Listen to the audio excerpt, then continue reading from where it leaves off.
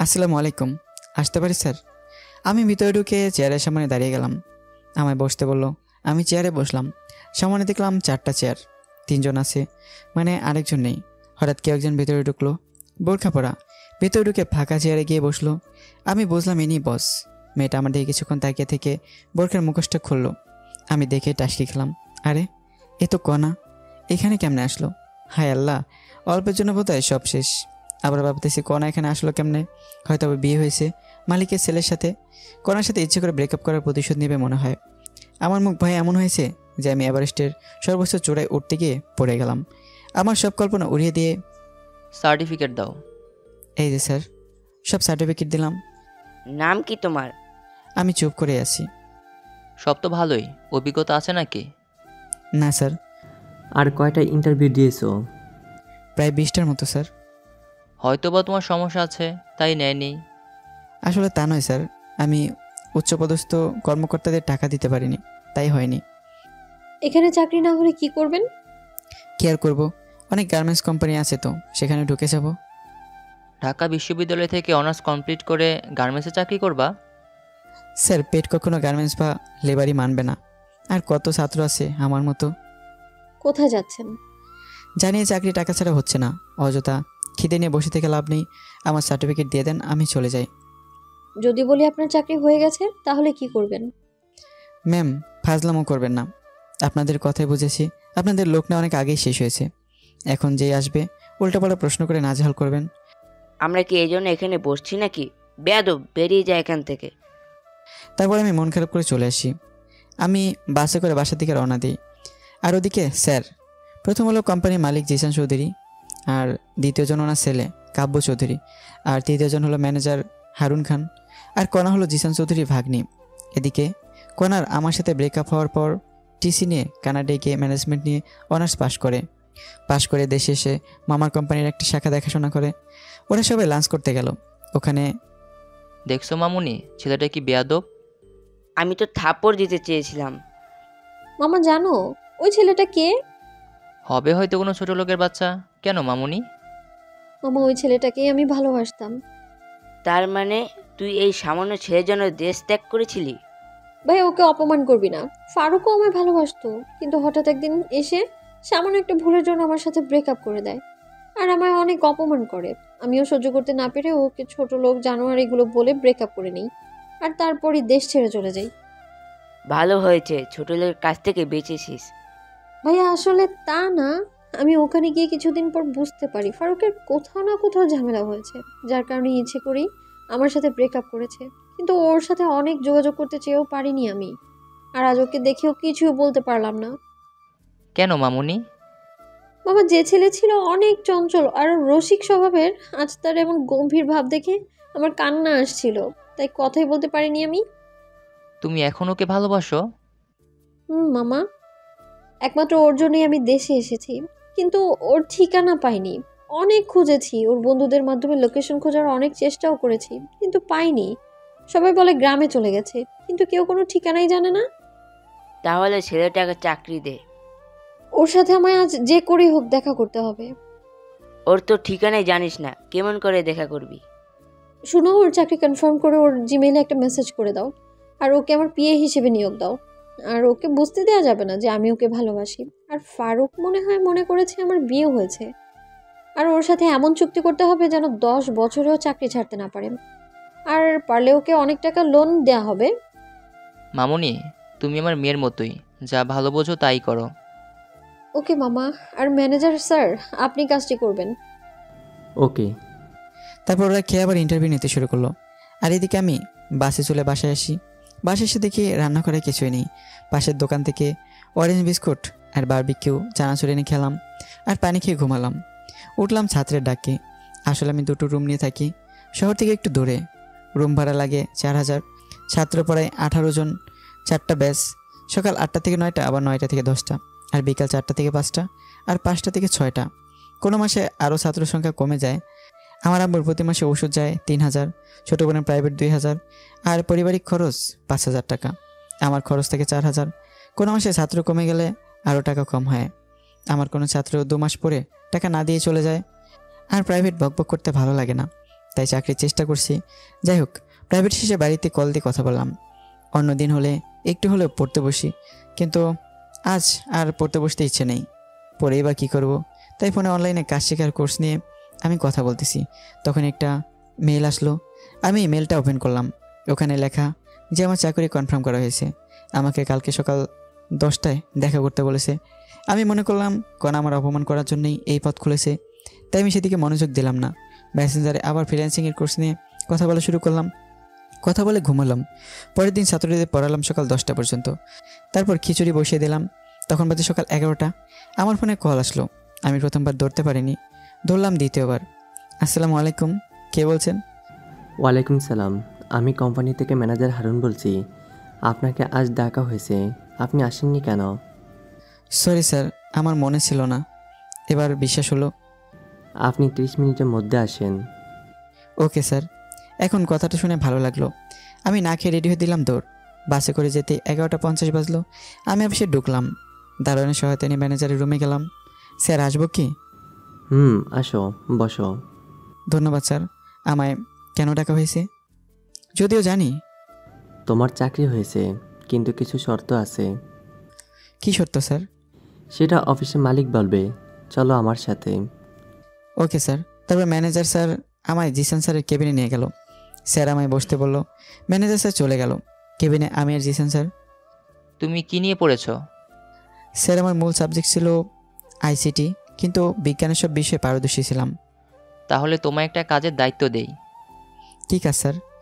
আসলে আমার অফিস 3টা, আর আমার ব্যবসার কাজে সবসময় দেশের বাইরেই থাকতে হয়। তাই হেড অফিস আমার ছেলে দেখে, একটা শাখায় অফিস আমার মেয়ে দেখে, আর একটা আমার ভাগ্নি দেখে। ও, খুব ভালো স্যার। তোমার কাজের দায়িত্ব অনেক বড় হবে এবং বেতনও দ্বিগুণ পাবা। কী কাজ স্যার? আমি কিন্তু কোনো অনৈতিক কাজ করতে পারবো না। আরে তেমন কিছু না। তোমার কাজ হচ্ছে আমার এই শাখায় মোট কত টাকা খরচ হলো, শ্রমিকের বেতন কত, কত পিস প্রোডাক্ট সেল হলো, সেগুলো ছক তৈরি করতে হবে। এই কাজ মাসে টানা 7 দিন করলেই হয়ে যায়। সেটা করবা, আর আমার ভাগ্নির বিয়ে হতে হবে। সরি স্যার, সেসব ঠিক আছে, কিন্তু মেয়ে মানুষের বিয়ে হতে পারবো না। ভেবে দেখো, বেতন 40,000 টাকা। তোমার ডিউটি সকাল 9টা থেকে রাত 8টা পর্যন্ত। সকাল আর দুপুরের খাওয়া ভাগ্নির বাসায় খাবা। স্যার, বিয়ে না হলে কি হয় না? আমার বেতন কম হলেও চলবে। সরি বাবা, তাহলে তুমি আসতে পারো। স্যার, আমি রাজি। ফ্রিতে পেয়েছি, এটাই অনেক। এটাতে স্বাক্ষর করো। এটা কেন স্যার? তুমি 5 বছরের আগে চাকরি ছাড়তে পারবে না, সেটার দলিল এটা করে দাও নির্ভয়ে। ওকে স্যার, বলে কোনো কিছু না ভেবেই স্বাক্ষর করলাম। তুমি কাল আসবা। এই কেবিনে আমার ভাগ্নি থাকবে, ওই তোমার বস হবে। সম্মান করবা তাকে, আর পাশের কেবিনটা তোমার। ওকে স্যার, আমি কি এখন যাব? 5 মিনিট দাঁড়াও, তোমার এমপ্লয়ি কার্ড বানানো হচ্ছে, এখনই দিবে। Okay sir. লাঞ্চের সময় আমায় কার্ড দেওয়া হলো। আমি খুশি মনে বাসায় আসলাম। সেদিন প্রাইভেট পড়ে সবাইকে চাকরির কথা বললাম। ছাত্ররা সবাই পরের দিনই বেতন দেবে। যাই হোক, বাসায় কল করে জানালাম। পরের দিন সকাল সকাল হালকা খেয়ে অফিসের দিকে রওনা দিলাম। অফিসে সময় মতো পৌঁছালাম। আজ আমার জয়েনের দিন, আর আমায় কাজ শিখে দেবে বস। আর কালকে জিসান স্যার বলেছে তার ভাগ্নি, অর্থাৎ আমাদের নতুন বস, আমায় কাজ শিখে দেবে এবং আমি বসের পেয়ে। তাই সবার আগে আমায় বসের রুমে যেতে হবে। আমি বসের রুমে দরজায় নক করলাম। আসতে পারি ম্যাম? বসুন। আমি ভিতরে ঢুকে বসের চেয়ারে কনাকে দেখে পড়াই শখ খেয়ে গেলাম। তার মানে কনাই স্যারের ভাগ্নি কাম সারছে, ব্রেকআপের শখ আমায় মিটিয়ে দেবে। আমি ভয়ে ভয়ে ভিতরে গিয়ে কনার সামনের চেয়ারে বসলাম। কেমন আছো ফারুক? জি ম্যাম, আল্লাহর রহমতে ভালোই আছি। আমার ম্যাম ডাকছো কেন? তুমি কি আমায় ভুলে গেছো? ম্যাম, আপনার সাথে যে আগে পরিচয় থাকুক না কেন, এখন আর নেই। এখন শুধু একটাই সম্পর্ক, সেটা হলো বস আর সাধারণ কর্মীর। এমন করে বলো না। তোমার পরিবারের সবাই কেমন আছে? আছে একরকম। আপনি কেমন আছেন? 3 দিন থেকে অনেক খুশিতে আছি। তাই নাকি? আপনার স্বামী কি ব্যবসায় অনেক লাভ করেছে নাকি? কোথাও ঘুরতে যাবেন? না, তেমন কিছু না। আমি বিয়ে করিনি। ভালো তো, আমার কাজটা বুঝিয়ে দিলে ভালো হতো। তোমার কাজ হচ্ছে সব সময় আমার সাথে থাকা। Okay ma'am. তুমি আর আগের সেই ফারুক নেই, যে ফারুক ছিল চঞ্চল আর বন্ধুদের সারা দিন মাতিয়ে রাখতো। আর তুমি এখন এত গম্ভীর কেমনে হয়েছো? সব বাস্তবতা ম্যাম।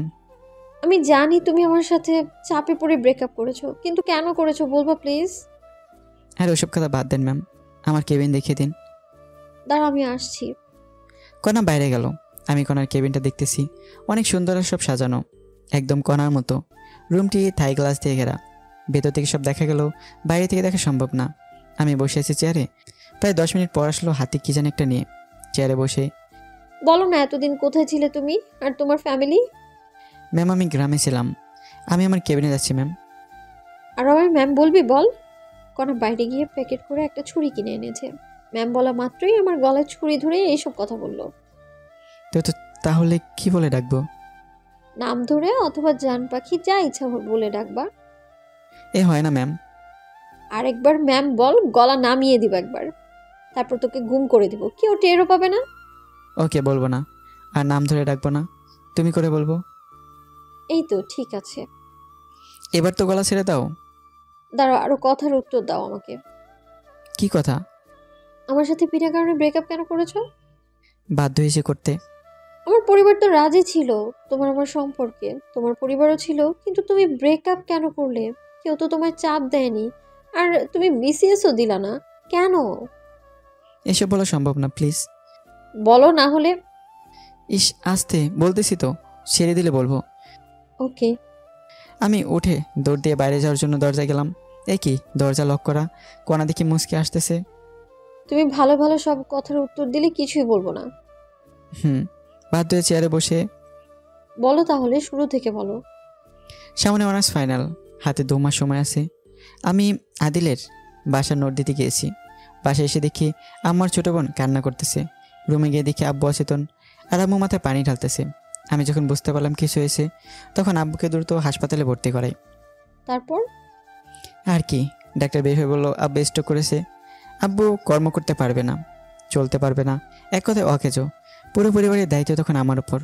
আমার সামনে পরীক্ষা, আব্বুর অফিস থেকে 2 লাখ টাকা দিল। আর ঢাকায় তো অনেক খরচ, আর ছোটো বোনের স্কুল ফি, আব্বুর ওষুধ সহ প্রত্যেক মাসে অনেক টাকা যেত। তাই সবাইকে গ্রামে পাঠিয়ে দিলাম, আর আমি প্রাইভেট পড়ানো শুরু করলাম। তখন তুমি কিছুই জানোনি, আমি বলিনি তোমায়। তোমার স্বপ্নগুলো চুরমার হয়ে গেল, আর তুমি আবার প্রেশার দেওয়া শুরু করলা, সময় দেয় না ইত্যাদি। তাই বাধ্য হয়ে তোমার সামান্য একটা ভুল ধরেই ব্রেকআপ করে দিয়েছি, কারণ তখন আর আমার কোনো উপায় ছিল না। সাবাস, খুব ভালো কাজ করেছো কুত্তা কোথাকার। আমি কি তোমায় ভালোবাসতাম না? আমার একবার বলে কি হতো যে তোমার বাসায় এত বড় একটা ঘটনা ঘটে গেছে? তার জন্য দুঃখিত। এখন আঙ্কেলের কি অবস্থা? ডাক্তার বলেছে 5 বছরের মধ্যে যদি অপারেশন করতে পারি তাহলে সম্পূর্ণ সুস্থ হয়ে যাবে। তার জন্য 20 লাখ টাকা লাগবে, আর আমার পক্ষে 20 লাখ টাকা জোগাড় করা সম্ভব না, তাই হাল ছেড়ে দিয়েছি। আমি দিলে নিবে কি? করুণা করছো আমায়? দেখো, করুণা করছি না, আমি জানি যদি আমি তোমার টাকা দিতে চাই তুমি নিবে না, তাই অফিস থেকে লোনের ব্যবস্থা করব। তাহলে আমি রাজি। ওকে, এখন চলো তোমার কাজ শিখিয়ে দিই। ওকে। কোন আমাকে আমার কেবিনে নিয়ে আসলো, তারপর কম্পিউটারে ছক তৈরি করা শেখাচ্ছে। আমি এই সাবজেক্ট নিয়ে পড়েছি, তাই অভিজ্ঞতা আছে, দ্রুতই শিখে নিলাম। কোনা আমার বাকি কাজ কমপ্লিট করতে বলে চলে গেল। আমি কাজ করতে লাগলাম, তখন একটা অপরিচিত মেয়ে রুমে ঢুকলো। হ্যালো। হ্যালো। কথা বলার ইচ্ছে নেই, তবুও ভদ্রতার খাতিরে বললাম, আমি লিপি। আপনার নাম? আমার নাম ফারুক। আপনি পড়ালেখা কোথা থেকে করেছেন? ঢাকা ইউনিভার্সিটি থেকে। আপনি? জাহাঙ্গীরনগর থেকে। আপনি রিলেশন করেন না? করতাম, কিন্তু ব্রেকআপ হয়েছে। ভালো তো। হুম। আপনি কথা কম বলেন কেন? ভালো লাগে তাই। আপনি অনেক হ্যান্ডসাম। ধন্যবাদ। আমরা কি একে অপরকে তুমি করে বলতে পারি? আপনি পারবেন, কিন্তু আমি আপনি করেই বলবো। তা কি করে হয়? এমনি যদি পারেন করবেন, না হলে নেই। চেষ্টা করব। আমি আবার কাজে মনোযোগ দিলাম, আর এদিকে লিপি বকবক করে যাচ্ছে। আমি মাঝে মাঝে করতেছি। জানি না কাজ কতক্ষণ করেছি। একটু পর কণা আসলো আমার রুমে চেক করার জন্য। রুমে এসে লিপিকে দেখে লিপির সামনে গিয়ে, এখানে কি করেন আপনি? জি ম্যাম, নতুন কলিগ আসছে তাই পরিচয় হতে আসলাম। নতুন কলিগ আসলেই কি পরিচিত হতে হবে? আপনার কাজ নেই কোনো? জি ম্যাম, শেষ হয়েছে। এখনই আমার কেবিনে আসবেন, অনেক কাজ পড়ে আছে। আর আপনি বলেন কাজ নেই? ওকে ম্যাম, আমি আসতেছি। ওকে, আপনি আমার ক্যাবিনে যান। কাজ করতে কোনো সমস্যা হলে আমাকে বলো। অনেকদিন পর কম্পিউটারে এসব কাজ করতেছি, প্রথমে একটু সমস্যা হলেও এখন একটু ভালোভাবে করতে পারতেছি। যেগুলো কাজে দিলাম কতক্ষণ লাগবে সেগুলো করতে? যদি টানা করি তাহলে আর 2 ঘন্টায় হবে। ভালো তো, আমি তো ভেবেছিলাম আজ সারাদিন লাগবে কাজটা করতে। না ম্যাম, লাঞ্চের পর কাজ শুরু করলেই হয়ে যাবে। আর কতক্ষণ আছে লাঞ্চের দেখো তো। ও শিট, আর মাত্র 20 মিনিট আছে লাঞ্চের। আমি জানি সময় নেই, লাঞ্চের সময় রেডি থেকো। কেন ম্যাম? আবারও ম্যাম বলছো? সরি, কিন্তু কোথায় যাবা? আমাদের বাসায় লাঞ্চ করতে। আমি যেতে পারবো না। তোমার বাসায় আমি কেন যাব? তোমার সাথে ব্রেকআপ করেছি, তার প্রতিশোধ কি তুমি এইভাবে নিবা নাকি? কি আমি প্রতিশোধ নিচ্ছি? আমি এমনি মজা করলাম। আমি তোমার বাসায় যেতে পারবো না, ক্যান্টিনে খেয়ে নেব। আলট্রা ভাব নিয়ে লাভ নেই, আর বলবোও না। তুমি চাকরি দেওয়ার সময় বলা হয়েছিল সকাল আর দুপুর আমাদের বাসায় খাবে। তুমি যখন খাবেই না তাহলে আমাদেরই খাবার বেঁচে যাবে, কি বলো? আরে আমি তোমার সাথে ফাজলামো করতেছি। আমি যাব তো, যাবার সময় আমার ডাক দিও। আমার মনে ছিল না, আর ফ্রি খাওয়া ছেড়ে দেওয়া যায় নাকি? আর ক্যান্টিনে খেলে তো একেবারে কমপক্ষে 150 টাকা যাবে। আচ্ছা ডাক দিব, এখন মনোযোগ দিয়ে কাজ করো, ফাঁকিবাজি চলবে না কিন্তু। Okay ma'am. আবারও কেন ম্যাম বললা? আপনি তো ম্যামের মতো করে আদেশ করলেন, তাই ম্যাম বলছি। যাই বলো কিন্তু ম্যাম বলবা না। তাহলে আপামনি বলি। কাজ করা বাদ দিয়ে একটু বসলাম, যে ফাজলামো একটু করি। তোকে তো কনা কেবিন থেকে বেরিয়ে যাওয়ার পর আমি কাজে মনোযোগ দিলাম। আসলে আমার কাজ অল্প, সপ্তাহে একদিন যদি মনোযোগ দিয়ে কাজ করি তাহলেই হবে, বাকি যদি না করলেও সমস্যা নেই।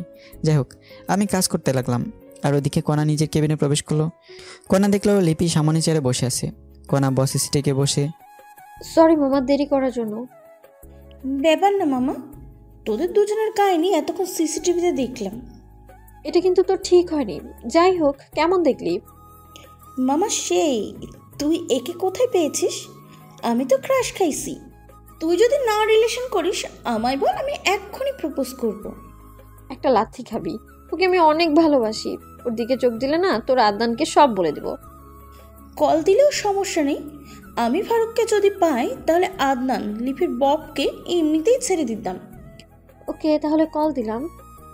আরে পাল নাকি, কল কেটে দে। তোর ফারুককে তুই রাখবই বলেই কনার হাত থেকে ফোন নিয়ে কেটে দিল। এই তো গুড গার্ল। একটু পর লাঞ্চ করতে হবে, তুই তোর ক্যাবিনে যা, আমি বাসায় যাব। ওকে ট্রিট কবে দিবি সে কথা বল। চিন্তা করিস না, কয়েকদিনের মধ্যে ট্রিট পাবি। ওকে মামা, আমি আছি। ওকে। তারপর লিপি নিজের কেবিনে চলে গেল। আর কণা টেবিলের উপর থাকা একটা ফাইল মনোযোগ দিয়ে দেখতে লাগলো। এবার লিপির পরিচয় দিয়ে নেই। লিপি আর কণা এখন ঘনিষ্ঠ বন্ধু এবং দুঃসম্পর্কের বোন হয়। লিপি আর কণা ভালো বন্ধু, কিন্তু অফিসে দেখে কখনো বোঝা যাবে না ওরা বেস্ট ফ্রেন্ড। লাঞ্চের সময় হলো, তখন কণা কেবিন থেকে বেরোলো। কণা নিজের কেবিন থেকে আমার কেবিনে এসে, লাঞ্চের সময় হয়েছে, যাবে চলো। চলো বলে কম্পিউটার বন্ধ করলাম। ওকে আসো। কণা গাড়ির কাছে গেল, আমি পিছন পিছন গেলাম। কণা ড্রাইভার কাকাকে ছুটি দিয়ে দিল। কাকাকে ছুটি দিলা কেন? তুমি চালাবা তাই? পারি না তো আমি গাড়ি চালাতে। তোমাকে গাড়ি চালানো শিখতে হবে। আমার শেখা লাগবে না, আমি ড্রাইভারি করব না। তাহলে আমার ড্রাইভার কে হবে? বুঝলাম না, কি বললা আরেকবার বলো তো। না কিছু না। তোমার ড্রাইভার মানে কি বোঝাতে চাচ্ছ তুমি? তুমি যা বোঝো তাই। এখন গাড়িতে ওঠো, প্রচুর ক্ষুধা লাগছে, বাসা যাওয়া লাগবে তো। আচ্ছা চলো। তারপর কণা ড্রাইভারের সিটে বসলো আর আমি পিছনের সিটে বসলাম। তখনই, তুমি পিছনে বসলা কেন? তাহলে কোথায় বসবো? আমাকে কি তোমার ড্রাইভার মনে হয়? সামনে বসো। আচ্ছা, আমি সামনে গিয়ে বসলাম আর কণা গাড়ি চালাতে লাগলো। প্রায় 20 মিনিট পর একটা বাড়ির সামনে আসলাম। দারোয়ান গেট খুলে দিল আর কণা গাড়ির ভিতরে ঢুকলো। বাসাটা দোতলা, বাইরে থেকে দেখতে অনেক সুন্দর, না জানি ভিতরে আরও কেমন। যাই হোক, গাড়ি থেকে নেমে কণা বাসার ভিতরে ঢুকলো আর আমি এর পিছনে। তখন একজন ভদ্র মহিলা আসলো। আসসালামু আলাইকুম। ও সালাম।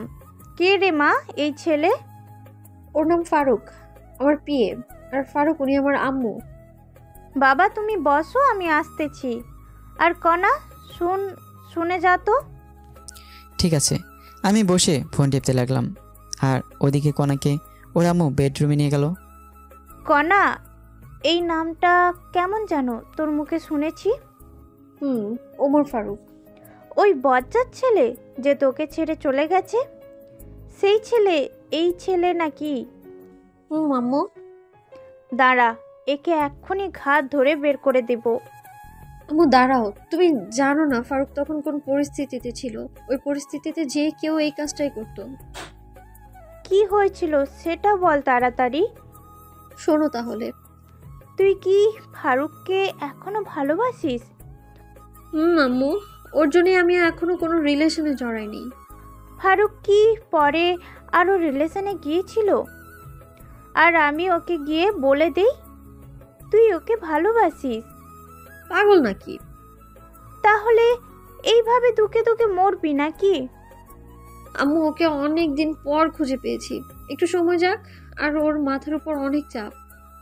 ওকে, সমস্যা নেই, তবে একটা জিনিস মাথায় রাখবি, ভালোবাসা হারিয়ে ফেলিস না। এখন কথা না বলে জামাই আসছে, খাওয়াও আগে। মনে ছিল না, চল টেবিলে। ছেলেটা মনে হয় বসে আছে। চলো। আমি বসে আছি, তখনই কোনার আন্টি আসলো। বাবা, দেরি করবার জন্য দুঃখিত। আন্টি কি বলেন এগুলো? আমি ম্যামে শুধু পেয়ে আমাকে সরি বলছেন কেন? আর দেরি হতে পারে। টেবিলে বসো। বসো। আপনিও চলেন ম্যাম। চলো। আন্টি আপনিও বসেন। না বাবা, আমি লাঞ্চ করেছি, এখন তুমি করো। আপনি করেছেন তো? যাই হোক, আর বকবক না করি। খাওয়া শেষে আন্টির হাতের পাকের অনেক প্রশংসা করলাম, কারণ মুরগির মাংস সুন্দর হয়েছিল। তারপর কণা আমাকে ওদের বাসা দেখাতে নিয়ে গেল। বাসাটা দোতলা, নিচতলায় 3 রুম আর একটা কার রাখার জায়গা। ওপরতলায় 4 রুম। ওপরতলায় কণার পরিবার থাকে আর নিচতলায় ভাড়াটিয়া। কণা আমায় ছাদে নিয়ে গেল, দেখে অনেক ফুলের গাছ ওদের ছাদে। তুমি এখনো ফুল পাগলি থেকে গেলা? যাকে ভালোবাসতাম তাকেই এখনো ভালোবাসি, তাহলে ফুল পাগলি কেন থাকবো না? যাক, তুমি তাহলে একজনকে পেয়ে গেছো। তাতে তোমার কি? আচ্ছা, তোমার আব্বুকে দেখলাম না। আর তুমি এত সুন্দর বাসা থাকতে হোস্টেলে থাকতে কেন? আসলে কি বলবো, তুমি যে বাসায় আসছো, আমার আব্বুকে দেখেছো বাসায়? না তো। আর তোমার বাবা না পুলিশ কমিশনার? অনেক ঘটনা। আব্বু মদ খেয়ে এসে অনেক খারাপ আচরণ করতো, তাই আম্মু আমায় হোস্টেলে রেখেছিল। কয়েকদিন আগে আব্বু আমার আম্মুর সাথে রাগ করে চলে যায়। 6 মাস আগেই গেছে, এখনো নেই। ও আচ্ছা, তোমার রুম কোনটা? ওটা। চলো তোমার রুমটা দেখে আসি। না, যাওয়া যাবে না। কেন? পার্সোনাল আর প্রাইভেট মানুষ ছাড়া আমার রুমে তো ঢুকতে দিব না। হারামজাদা, আমার রুমের দেয়ালে শুধু তোমারই ফটো, দেখলে ঝামেলা করবা তুমি, তাই তোমার রুমে নিয়ে যাব না আমি। আর কালকে সব সরিয়ে দিব, কোনো মনে মনে বলল। সরি, প্রাইভেট জিনিস আপনার। আসলে মেয়ে মানুষের রুম তো, আর আজ আমি গুছাইনি। কালকে ঢুকবা, সমস্যা নেই। হ্যাঁ না লাগবে না, চলো অফিসে যেতে হবে। ওকে চলো। তারপর আমরা ছাদ থেকে নিচে আসলাম। আমি গাড়ি ঘেসে গিয়ে দাঁড়িয়ে আছি, আর কোনা ব্যাগ নিয়ে রেডি হয়ে নিচে আসলো, সাথে আন্টি। আন্টি আমার সামনে এসেই, বাবা, তোমায় একটা কথা বলতাম। একটা কেন আন্টি? যত সে জিজ্ঞেস করেন। কণা, তুই নিচে একটু দাঁড়া, আমরা আসতেছি। ওকে আম্মু। আমি আর আন্টি যাচ্ছি, তখনই বাবা, একটা কথা বলো তো, তুমি কি আগে থেকে কণাকে চেনো? না আন্টি।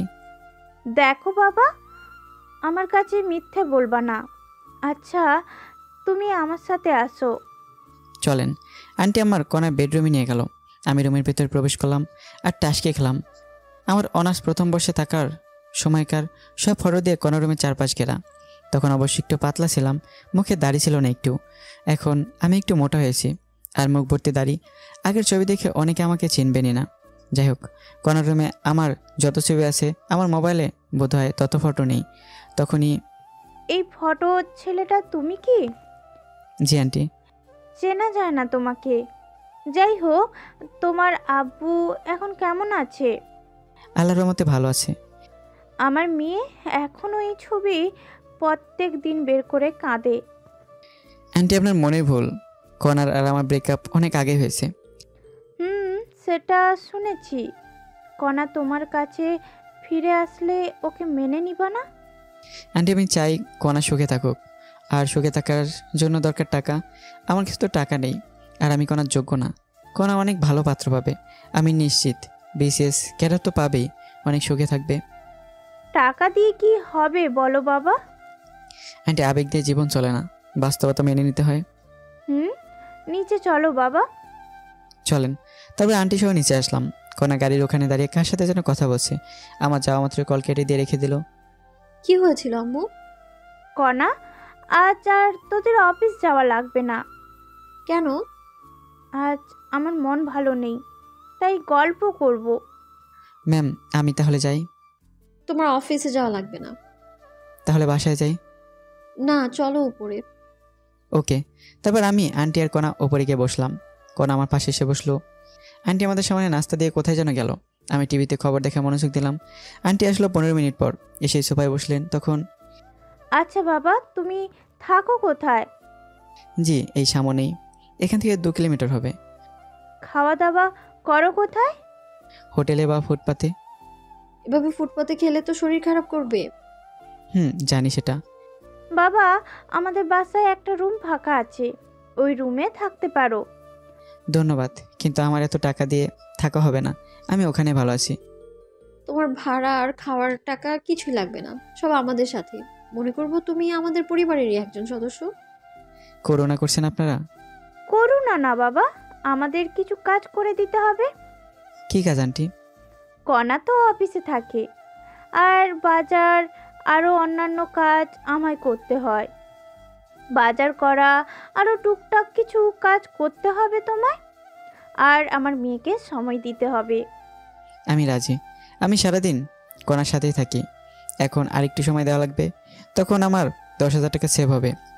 আমার থাকা আর খাওয়া 10,000 চায়, তাই রাজি হলাম। কবে আসবে তুমি? কয়েকদিন যাক, তারপর। ওকে। তোরা বসে গল্প করো, আমি খিচুড়ি রান্না করি। ওকে আম্মু, তার আগে আমাদের 2 মগ কফি বানিয়ে দাও। আচ্ছা দিচ্ছি। আন্টি রান্না করে গেল, আর কণা আমায় ওর বেডরুমে নিয়ে গেল। আমি বেডরুমে গিয়ে, কণা এগুলো কি? দেয়ালে লাগানো আমার ছবিগুলো দেখিয়ে দিলাম। ওই ছেলেটাকে ভালোবাসতাম। ওটা তো আমার ফটো, আর তোমার সাথে তো আমার ব্রেকআপ হয়ে গেছে, তাহলে এই ফটোগুলো রাখছো কেন? সেই ছেলেটাকে যে এখনো পাগলের মতো ভালোবাসি। তোমার ঢং। বলে চেয়ার টেনে নিয়ে ফটোগুলো ছেঁড়ার জন্য হাত বাড়ালাম। যদি একটা ফটো ছিল না, তোমার অবস্থা খারাপ আছে বলে দিলাম। প্লিজ এমন পাগলামো করো না, তোমার আম্মু জানতে পারলে ঝামেলা হয়ে যাবে। আম্মু সব জানে। দেখো কণা, তুমি আমার চেয়ে অনেক ভালো ছেলে পাবা, পয়সাওয়ালা জামাই পাবা, আর এগুলো দেখলে তোমার অনেক সমস্যা হবে। এই তোকে সেটা বলতে হবে? আমি কি করব? ওকে, তুমি কি করো করো। আমি তাহলে আজকে চাকরি ছেড়ে দিচ্ছি, থাকবো না আর এই শহরে। সেই সুযোগ নেই চান্দু। দেখা যাবে। বলে আমি চলে আসতে তুললাম, তখনই কণা আমার হাত টেনে ওর বিছানায় বসালো। 5 বছরের এগ্রিমেন্টের কথা মনে আছে তো? যদি চাকরি না করো কমপক্ষে 2 বছরের জেল তো হয়েই যাবে। হলেও সমস্যা নেই, কি করবে আমায়? এখন যে চাকরির হাহাকার, 2 দিন পরে অন্য লোক পেয়ে যাবে। যদি জেল হয় তোমার পরিবারের কি হবে ভেবে দেখেছো? তাহলে কি করবা? আমি চাকরি করব। এই তো গুড বয়। কিছুক্ষণ আমরা দুজনে চুপ হয়ে আছি। নীরবতা ভাঙলো আন্টির কফি আনার কারণে। আন্টি কফি দিয়ে গেল। কণা আর আমি কফি পান করতেছি, তখনই, কণা তুমি যেটা ভাবছো সেটা সম্ভব নয়। তুমি অন্য কাউকে ভালোবাসো? আমি তোমাকে অনেক ভালোবাসতাম, কিন্তু আমি পরিস্থিতির শিকার। আমি জানি, আর আমি তোমার আব্বু আর আমার হবু শ্বশুরের চিকিৎসা করাবো। তুমি আবার কিছুদিন পর খোটা দিবা। আমার কি এমন মনে হয় তোমার? কয়েকদিন সময় দাও আমায়। ওকে চলো ছাদে যাই। না, আমি বাসায় যাব। আম্মু রান্না করছে, খেয়ে যাবা। দেখো তো কত দূর হলো। ওকে। কণা নিচে চলে গেল, আর আমি ভাবতেছি কণাকে আমারই আগে পছন্দ হয়েছিল, তারপর ভালোবেসেছিলাম। অনেকদিন পিছনেও ঘুরেছি, অনেক থাপ্পড়ও খেয়েছি, তবুও বেহায়ের মতো পিছনে ঘুরতাম। আর ওদিকে কণাও চুপি চুপি আমার সব ইনফরমেশন বের করেছিল। পরে রাজিও হয়, শুরু হয় আমাদের প্রেম। 1 বছর চুটিয়ে প্রেম করি, একে অপরকে ছাড়া কিছুই বুঝতাম না। একদিন দেখা না করলে আমার মার খেতে হতো, আর আমার অধিকাংশ পোশাক কণায় গিফট করতো। আমার পরিবারের সবার জন্যই করতো গিফট। আমি কণাকে কিছু দিতে পারিনি। কণা আমার হাত খরচ, রেস্টুরেন্ট বিল সব দিত। আমাদের রিলেশনের কথা আমার পরিবারও জানতো এবং মেনেও নিয়েছিল। কণার পরিবারও জানতো। অনার্স পাশের পর দেখা করতে চেয়েছিল, তারপর আব্বুর ঘটনার পর আর দেখা করতে পারতাম না। টিউশনি শুরু করি, যেটা কণা জানতো না। প্রত্যেক দিন দেখা করতে যাওয়া আমার সমস্যা হচ্ছিল, তাই ভালোবাসাকে বিসর্জন দিয়েছিলাম। ব্রেকআপের দিন কণা আমায় অনেক অপমান করে চলে যায়। ব্রেকআপের পর টানা 15 দিন রুম থেকে বের হয়নি। পরে ব্রেকআপের কথা শুনে আম্মু রাগ করেছিল, কিন্তু করার কিছুই নেই, বাস্তবতা মেনে নিতে হবে। কিছুদিন পর ভার্সিটি গিয়েছিলাম, যেখানে শুনেছিলাম কণা দেশের বাইরে গেছে। আফসোস হয়েছিল, কিন্তু মেনেও নিয়েছিলাম। আমি কখনো ভাবিনি ওর সাথে আমার দেখা হবে, কিন্তু বিধাতা দেখা করিয়ে দিল। প্রথম দিন অভিষেককে দেখে জড়িয়ে ধরতে ইচ্ছে করছিল, কিন্তু আমি আগে সেই ছেলেটা নেই, নিজেকে বদলে নিয়েছি। এসব ভাবতেছি আর চোখের কোণে পানি এসে গেছে। তাড়াতাড়ি চোখের পানি মুছলাম, স্বাভাবিক হওয়ার জন্য ফোন টিপতে লাগলাম। কণা আসলো, এসে ফ্রেশ হতে বলল। আমি ফ্রেশ হয়ে খিচুড়ি খেয়ে নিলাম। অনেক সুন্দর হয়েছিল খিচুড়ি, পেট ভরেই খেলাম। কণা আবার রাতের জন্য বাটি ভর্তি করে খিচুড়ি দিল জোর করে। আমি সন্ধ্যার সময় ওদের বাসা থেকে রওনা দিলাম। বাসায় আসতে 20 মিনিট লাগলো। বাসায় এসে দেখি ছাত্র বসে আছে মাসের বেতন দেওয়ার জন্য। ছাত্ররা চলে গেল, ওদের ভালো করে পড়াশোনা করতে বললাম। ছাত্ররা চলে গেলে আম্মুর কাছে কল দিলাম। হ্যালো আম্মু, কেমন আছেন? ভালো বাবা, তোর আব্বুর চিন্তায় আরও আমি শেষ। তোর আব্বুর ওষুধ শেষ হয়েছে 2 দিন আগে। কল দিতে পারেন নাই? ওষুধ শেষ হওয়ার আগে কল দিবেন। আমি ভাবলাম তোর হাতে টাকা নাই, তাই দেইনি। আমি টাকা পাঠিয়ে দিচ্ছি। আচ্ছা দে। তুই বাসায় আসবি কবে বাবা? কিছুদিন যাক। আচ্ছা, আর সাবধানে থাকিস। আর তোর আব্বুর অপারেশনের কথা মাথায়ও আনিস না, কারণ অত টাকা ম্যানেজ করতে তুই নিজেকে শেষ করে দিস না। চুপ করো তো। আচ্ছা, রেখে দে। আচ্ছা। ফোন রেখে ঘুমিয়ে পড়লাম। পরের দিন আবার অফিসে গেলাম, দেখলাম কণা এখনো আসেনি। আমি আমার কেবিনে বসলাম আর কালকের বাকি কাজ করতে লাগলাম। কিছুক্ষণ পর কণা আসলো, এসে ওর কেবিনে না গিয়ে আমার কেবিনে আসলো। কি করো? কালকের বাকি কাজ করতেছি। সাবাস, দাঁড়াও, তোমায় আরো কাজ দিচ্ছি। আচ্ছা দাও। এসে আমায় একটা লিস্ট দিল। এটা কি? মাসের শুরু এখন, এতদিন আয়ের হিসাব করে ফাইল বানিয়েছো, এখন কর্মচারীদের বেতনের ফাইল বানাও, ভুল যেন না হয়। ওকে। আমি কি এখানে থাকবো? না, তুমি তোমার রুমে যাও, কেউ দেখলে অন্য কিছু ভাববে। ওরে আমার লজ্জাবতী। কণা চলে গেল, আমি আবার কাজে মনোযোগ দিলাম। কিছুক্ষণ পর আমি আমার ওয়াশরুমে গেলাম। সেখান থেকে আসার পথে একটা মেয়ের সাথে ধাক্কা খেলাম। সরি। ব্যাপার না। আপনি কি নতুন নাকি? 2 দিন হলো জয়েন করেছি। নাম কি আপনার? আমি ফারুক। আমি নীলা। জগন্নাথ থেকে 2 বছর আগে মাস্টার্স শেষ করেছি। আমি ঢাকা থেকে অনার্স করেছি আর মাস্টার চলতেছে। তুমি আমার জুনিয়র, আমায় আপু বলে ডাকবা। আর কোনো সমস্যা হলে আমার কেবিনে আসবা। ওকে। নীলাপুর সাথে কি কথা বললা? তুমি দেখলা কেমন করে? সিসিটিভিতে। মিথ্যে বলবো না। এমনি পরিচিত হলাম। কোনো মেয়ের সাথে কথা বলবে না। আমার নীলাপুকে পছন্দ হয়েছে, রাগানোর জন্যই বললাম। কি বলি আরেকবার বলতো? আরে না, এমনি বললাম। ভালোই তো। এই কি করো? আমায় কিস করো। পাগল নাকি তুমি? কি বলছো এসব? কিস করবা না তাই না? কোন আমায় আকর্ষিত লিপ কি শুরু করে দিল। জীবনে প্রথম এমন ফিলিংস হলো, আর আমি নিজেকে ধরে রাখতে না পেরে রেসপন্স শুরু করলাম। আমি তো শুধু মধু খাচ্ছি। হঠাৎ কোন আমায় ধাক্কা দিয়ে সরিয়ে দিয়ে নিজের চেয়ারে গিয়ে বসলো। আমি তখন বুঝতে পারলাম এতক্ষণ কি করলাম। আমি তো অনেক লজ্জায় পেয়েছি, লজ্জায় মাথা নিচু করে বসে আছি। কেমন লাগলো মহারাজ? চুপ করো। ভার্জিন ছেলেটা কিভাবে দর্শন করলা? ওলে বাবা লে, আমার ছোট্ট খোকা। আরেকবার দিবাই মিষ্টি? তবে রে, মিষ্টি আর আমার লাগবে না, আমি আমার কেবিনে যাব। আমি তোমায় কিস করবো না তো কে করবে? তুমিই তো আমার জীবন বলে কনার কোমর জড়িয়ে দিলাম। কি করো, এটা অফিস, ছেড়ে দাঁড়াও। শুরু করেছে কে? অনেক হয়েছে রোমান্টিকতা, এখন নিজে ক্যাবিনে যাও।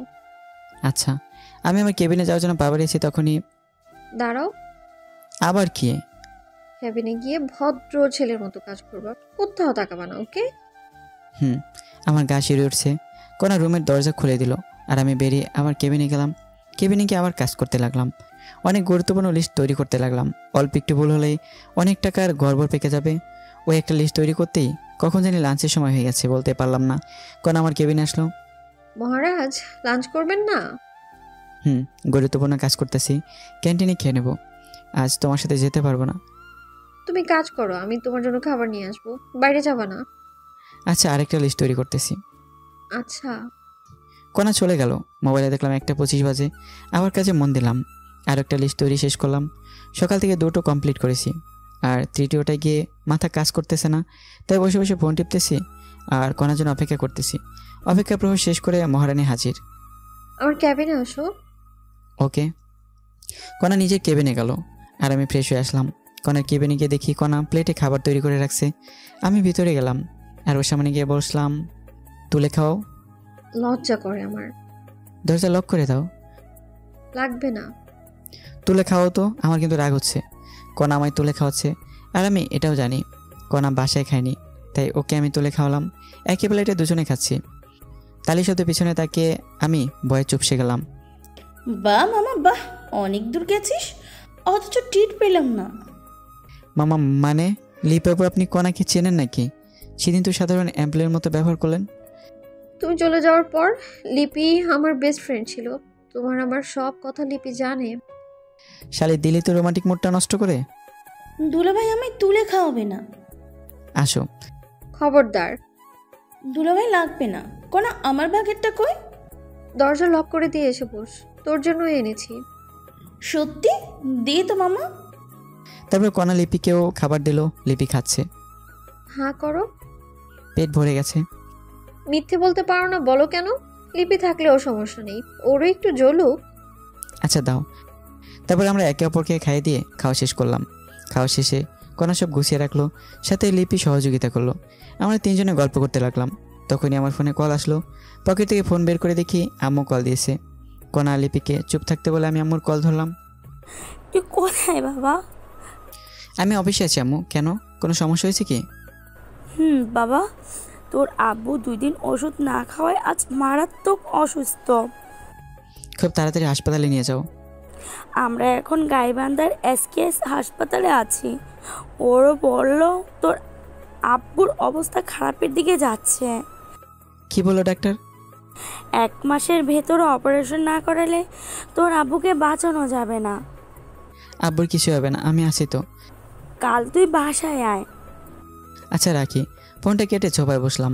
কণা লিপি কি জিজ্ঞেস করলো তা শুনতেই পারলাম না। আমার কাছে 1 টাকাও ক্যাশ নেই, অথচ আজকের মধ্যে 20 লাখ টাকা লাগবে। কোথায় পাবো আমি এত টাকা? মাথায় শুধু টাকার চিন্তা আর মুখেও টাকা আর টাকা। টেনশনে আমার মাথা ধরে আসলো। তারপর আমি জ্ঞান হারিয়ে ফেলি। তারপর কি হয়েছে আমার মনে নেই। যখন আমি স্বাভাবিক অবস্থায় আসি তখন আমি দেখলাম আমি হাসপাতালে। আমার মাথার কাছে কণা বসা, সামনের বেঞ্চে লিপি আর আন্টি বসে আছে। আমি এখানে কেমনে আসলাম? তোমার ফোন আসার পর তুমি অজ্ঞান হয়ে গেছো। তারপর আমি আর লিপি অফিসের সবার সহযোগিতা হসপিটালে নিয়ে আসলাম। 1 ঘন্টা পর জ্ঞান ফিরলো। আচ্ছা বলো তো কি হয়েছিল যার কারণে অতিরিক্ত টেনশন করেছো? আমার আব্বু 2 দিন ওষুধ খায়নি, আজ নাকি মারাত্মক অসুস্থ, হাসপাতালে আছে। বলো কি কি কখন হয়েছে? আমাকে তো বলতে পারতা। প্লিজ তুমি যে করে হোক 20 লাখ টাকা ম্যানেজ করে দাও। তুমি যা বলবো আমি তাই করব। আব্বুর কথা মনে হওয়া মাত্রই কণার পা ধরে কথাটা বললাম। টাকা দিয়ে কি করবা? আব্বুর অপারেশন 1 মাসের মধ্যে না করালে বাজাতে পারবো না। প্লিজ ব্যবস্থা করো। তোমার আব্বু এখন কোথায় আছে? গাইবান্ধার একটা প্রাইভেট হাসপাতালে। তুমি এখনই অ্যাম্বুলেন্সে করে আমার শ্বশুর শাশুড়ি আর ননদকে ঢাকায় আসতে বলো। আমি টাকা রেডি করছি। আর আমার শর্তগুলো পড়ে শুনবা, ঠিক আছে? আচ্ছা। আম্মু আমার অ্যাকাউন্টে মাত্র 13 লাখ টাকা আছে। মামুনি, তুই তো জানিসই আমার অ্যাকাউন্টে 5 লাখ আছে। আরও লাগবে, কমপক্ষে 22 লাখ টাকা লাগবে, ওর খরচ সহ। দেখ আমার অ্যাকাউন্টে 2 লাখ আছে। আমি আব্বুকে কল দিয়ে এখনই 5 লাখ টাকা নিয়ে আসতে বলি। যদি থাকে এখনই বলো। ওকে। লিপি ওর আব্বুকে কল দিয়ে সব খুলে বলল। ওর আব্বুর ক্যাশ টাকা ছিল, আর কিছু বাকি টাকা ব্যাংকে থেকে তুলে সন্ধ্যা থেকে নিয়ে আসবে বলল। তারপর কণা আমার কাছে এসে, চিন্তা করো না, টাকা ম্যানেজ করেছি। আল্লাহ সহায় হলে আমার শ্বশুরের কিছুই হবে না। আমি সারা জীবন তোমার কেনা দাস হয়ে থাকবো। কণাকে কাছে টেনে কপালে আলতো চুমু দিয়ে, ছাড়ো, সামনে আম্মু দেখছে। এখন ব্যাংকে যাওয়া লাগবে, দেরি হলে ব্যাংক বন্ধ করবে তো। চলো। আন্টি মানে হবু শাশুড়ি। কণা আর লিপিকে নিয়ে ব্যাংকের উদ্দেশ্যে রওনা দিলাম। মনটা আমার চটপট করতেছে। আবার আম্মুর কাছে কল দিলাম। আম্মু, আব্বুর কি অবস্থা? এখন স্বাভাবিক হয়েছে। ওখানে আদনান মানে চাচাতো ভাই থাকলে দাও তো। কথা বল। আদনান, আব্বু কি স্বাভাবিক? ভাইয়া, বড় আব্বু এখন স্বাভাবিক। আমি ঢাকায় যাওয়ার সব ব্যবস্থা করেছি, এখন রওনা দিব। সাবধানে নিয়ে আসিস। চিন্তা করতে হবে না, আমি ঢাকায় পৌঁছে কল দিব। ওকে, আমি টাকা ম্যানেজ করার চেষ্টা করতেছি। আমরা গাড়িতে উঠেছি, রওনা দিব। রাখি। ওকে, ফোন কেটে দিলাম। কারণ আমরা ব্যাংকে পৌঁছে গেছি। একসাথে 2 রিলেটিভ অ্যাকাউন্ট থেকে 14 লাখ টাকা তুলতে অনেক ঝামেলা তৈরি হলো। যখন আমার আব্বুর এমার্জেন্সি অপারেশনের রিসিপ্ট দেখালাম তখন ক্যাশ দিল। টাকা নিয়ে অনেক সাবধানে কনার বাসায় আসলাম, কারণ দেশে অনেক চোর বাটপার আছে। টাকা গোপন জায়গায় রেখে দিলাম। আমার পরিবার আসতেছে, তাই আমার হবু শাশুড়ি বিরিয়ানি আর কলিজা ভুনা রান্না করতেছে। মনটা এখন হালকা লাগছে, খুশিতে কান্না করে দিলাম। তখনই কনা এসে হাত ধরে টেনে ও রুমে নিয়ে গেল। এই হারামজাদা, কান্না করছে কেন? খুশিতে কান্না চলে আসছে। কান্না করো না প্লিজ। তুমি কান্না করলে আমারও চোখে পানি চলে আসে। আমি তোমাকে পেয়ে ধন্য হয়ে গেছি। শর্তগুলো মনে রেখো কিন্তু। যাই করো, আমার পরিবারকে ফেলে দিতে বলবা না। এসব না, কয়েকটা শর্ত বলে দিই। শুধু আমায় ভালোবাসতে হবে, আমায় কয়েকদিনের মধ্যে বিয়ে করতে হবে, সেখানে আমার ফ্যামিলি আর তোমার ফ্যামিলি একসাথে থাকবো, অন্য মেয়ের দিকে তাকালে চোখ তুলে ফেলবো, আর বাকি শর্ত পরে বলবো। বলো রাজি কিনা? আমি তোমার সব শর্তে রাজি বলেই কনাকে জড়িয়ে ধরে বিছানায় ফেলে দিলাম। তখনই হবু শাশুড়ি ডাক দিল। কনা আমায় ধাক্কা দিয়ে বিছানায় ফেলে বসলো। আমি বসে বসে ফোন টিপতে লাগলাম। শাশুড়ি এসে, তোমার আব্বু কত দূর আসলো? আর 2 ঘন্টার একটু বেশি লাগবে। তাহলে তোরা সবাই খেয়ে নাও। ওকে। আমার অনেক খিদে লাগছে, তাই ফ্রেশ হয়ে এসে পেট ভরে খেয়ে নিলাম। খাওয়া শেষে সোফায় বসে টিভি দেখতেছি। লিপির আব্বু টাকা নিয়ে আসলো, আমাকে চিন্তা করতে নিষেধ করলো এবং সাথে করে লিপিকেও নিয়ে গেল। কনা টাকা রেখে আসলো আর আমার শাশুড়ি ঘুমোতে গেল। আর আব্বু আসলে ডাক দিতে বললো। কনার কথা জিজ্ঞেস করলাম, কনা নাকি ঘুমিয়েছে। সবাই বসে আছি, তখনই কনা আসলো। তুমি ঘুমাওনি? না, তুমি এইখানে, তাই আসলাম। তুমি কি ঘুমাও? চুপ করো। জানো, আমি কখনো ভাবিনি এমন হবে। রাত 11টায় আমি গল্পে গেট খুলে দিলাম, দেখি ওরা হাইসে করে এসেছে। হাইস কেন? ভাইয়া অ্যাম্বুলেন্স ভালো না, তাই হাইস নিয়েছি। আচ্ছা, আব্বুকে ধরো, ভিতরে নিয়ে যাই। ওকে। তারপর আব্বুকে দোতলায় এনে গেস্ট রুমে শোয়ালাম। আব্বু সব দেখতে পারে, কিন্তু কথা বলতে আর হাঁটতে পারে না। আর এই কারণের ভিতরে কি জানি সমস্যা হয়েছে। আব্বুকে রুমে রেখে আসলাম, সাথে আম্মু আছে। আমার ছোট বোন তানহা গিয়ে কনাকে ডাক দিল। কনা তানহাকে চিনতে পেরে জড়িয়ে ধরে কান্না করে দিল। আন্নাও কান্না করতে লাগলো। যখন বুঝতে পারছে আম্মু আসছে, দৌড়ে আম্মুর কাছে গেল। মামনি, ফারুক তোমার দেখা করে কেমন পেলো? অনেক কাহিনী আম্মু। এখন বলো, আমাকে আগের মতো করে ছেলের বউ করবে কিনা? তোমার আঙ্কেলের অবস্থা দেখেছ কেমনে হয়? আম্মু, আমি অপারেশনের সব ব্যবস্থা করেছি। পরশুদিন সিঙ্গাপুরের উদ্দেশ্যে রওনা দিব। কাল সকালেই টিকিট কনফার্ম করব। তুই আমার মা হয়ে গেলি মামনি। আল্লাহ তোমাকে অনেক দিন বাঁচিয়ে রাখো। কনাকে টেনে নিয়ে কপালে চুমু খেয়ে। এখন চলো, খেতে হবে। আগে আব্বুকে একটু খাইয়ে ওষুধ খাইয়ে দাও। ওকে, গাড়িতে খাইয়েছি, ওষুধও খাইয়েছি। এখন খাওয়ালে সমস্যা হবে। ও এখন ঘুমাবে। চলো, খাবে তুমি। তারপর আম্মু, আনহা আর আদনান ফ্রেশ হয়ে এলো। আন্টি মানে হবু শাশুড়ি পরিবেশন করলো, আর ওরা সবাই খেয়ে নিল। খাওয়া শেষে সবাই একসাথে বসলাম। সেখানে টিকিট কটায় কাটবো? 4টা টিকিট কেটে রাখা। ওকে, কিন্তু কে কে যাবে? আম্মু যাবে, আব্বু সেবা করতে হবে, সেগুলো আমরা পারবো না। আমি যাব, তুমি যাবে, আর আব্বু। ওকে, কাল সকালে। এখন সবাই ঘুমিয়ে পড়ো। ওকে। 4টা রুম, কিন্তু বেড 3টা। একটায় আব্বু আম্মু, আরেকটায় কনা, শাশুড়ি আর তানহা, আর একটায় আমি আর আদনান ঘুমিয়ে পড়লাম। পরের দিন উঠলাম কনার ডাকে, উঠে নাস্তা করলাম। নাস্তা করে অনলাইনে টিকিট কাটার জন্য রওনা দিলাম। টিকিট কনফার্ম করে টিকিটের রিসিভের ফটোকপি নিলাম। এটা দেখালেই টিকিট দিয়ে দেবে। আব্বুকে নিয়ে ডাক্তারের কাছে গেলাম। অপারেশনের সিস্টেম, অর্থাৎ কোন পদ্ধতিতে রোগী সামলে উঠতে পারবে, সে রিসিভ করে নিলাম। সেদিন খুব দ্রুতই কেটে গেল। বুঝতে পারলাম পরের দিন সকালে উঠে সব তৈরি করে নিলাম। বিকাল 4টায় ফ্লাইট আমাদের। বাসা থেকে সবার কাছ থেকে বিদায় নিয়ে 2টোর সময় রওনা দিলাম। দেখতে দেখতে বিকাল 4টায় প্লেন উড়াল দিল। আমরা যত সময় সিঙ্গাপুর শহরে পৌঁছলাম। গাড়ি নিয়ে সরকারি হাসপাতালে গেলাম। হাসপাতালে গিয়ে বড় ডাক্তারকে দেখলাম। ডাক্তার আইসিইউতে ভর্তি করতে বলল। আব্বুকে নিয়ে আমি আর কনা নামকরা বেসরকারি হাসপাতালে গেলাম। ডাক্তার কনা পরিচিত হওয়ার সুবাদে সিরিয়াল খুব তাড়াতাড়ি পেয়ে গেলাম। ডাক্তার অনেক সতর্কতাভাবে চেক আপ করালো। আব্বু শরীর এখন কেমন আর আব্বু শরীর কোন ধরনের অপারেশন সহ্য করতে পারবে, সে অনুযায়ী একটা রিসিপ্ট তৈরি হলো। সেদিন আরও কিছু কাজ করলাম। দিনটি কেমনে কাটলো বুঝতে পারলাম না। পরের দিন আবার সেই হাসপাতালে গেলাম। এই হাসপাতালের মাধ্যমে আমরা সিঙ্গাপুর যাব, আর ওখানে যা কাজ করা লাগবে সবই ডাক্তারই করবে। আমরা সকাল 10টায় গেলাম হাসপাতালে। আবার রিসিপ্ট নিয়ে ব্যাংকে গিয়ে 20 লাখ টাকা ডোনেট করলাম। টাকা ডোনেট করার পর রিসিপ্ট নিয়ে বাসায় আসলাম। আমাদের বিকাল 4টায় ফ্লাইট, তাই আমরা রেডি হলাম। টিকিট অবশ্য কাটা ছিল আমাদের। আমরা রওনা দিলাম দুপুর 2টায়। যত সময় প্লেন ওড়াল দিল। দীর্ঘ 6 ঘন্টা পর আমরা সিঙ্গাপুরে মাটিতে পা রাখলাম। আমরা সরাসরি হাসপাতালে চলে গেলাম। আমাদের কাছ থেকে রিসিপ্ট জমা নিল এবং আব্বুকে ভিতরে নিয়ে গেল। কিছুক্ষণ পর এসে অভিভাবক অর্থাৎ সাদা স্ট্যাম্পে আমার স্বাক্ষর নিল। স্বাক্ষর করা শেষ হয়ে চলে গেল। অপারেশন শুরু হলো। আমরা বাইরে দাঁড়িয়ে আছি। আমাদের শুধু কান্নাই করছে, থামছে না কিছুতেই।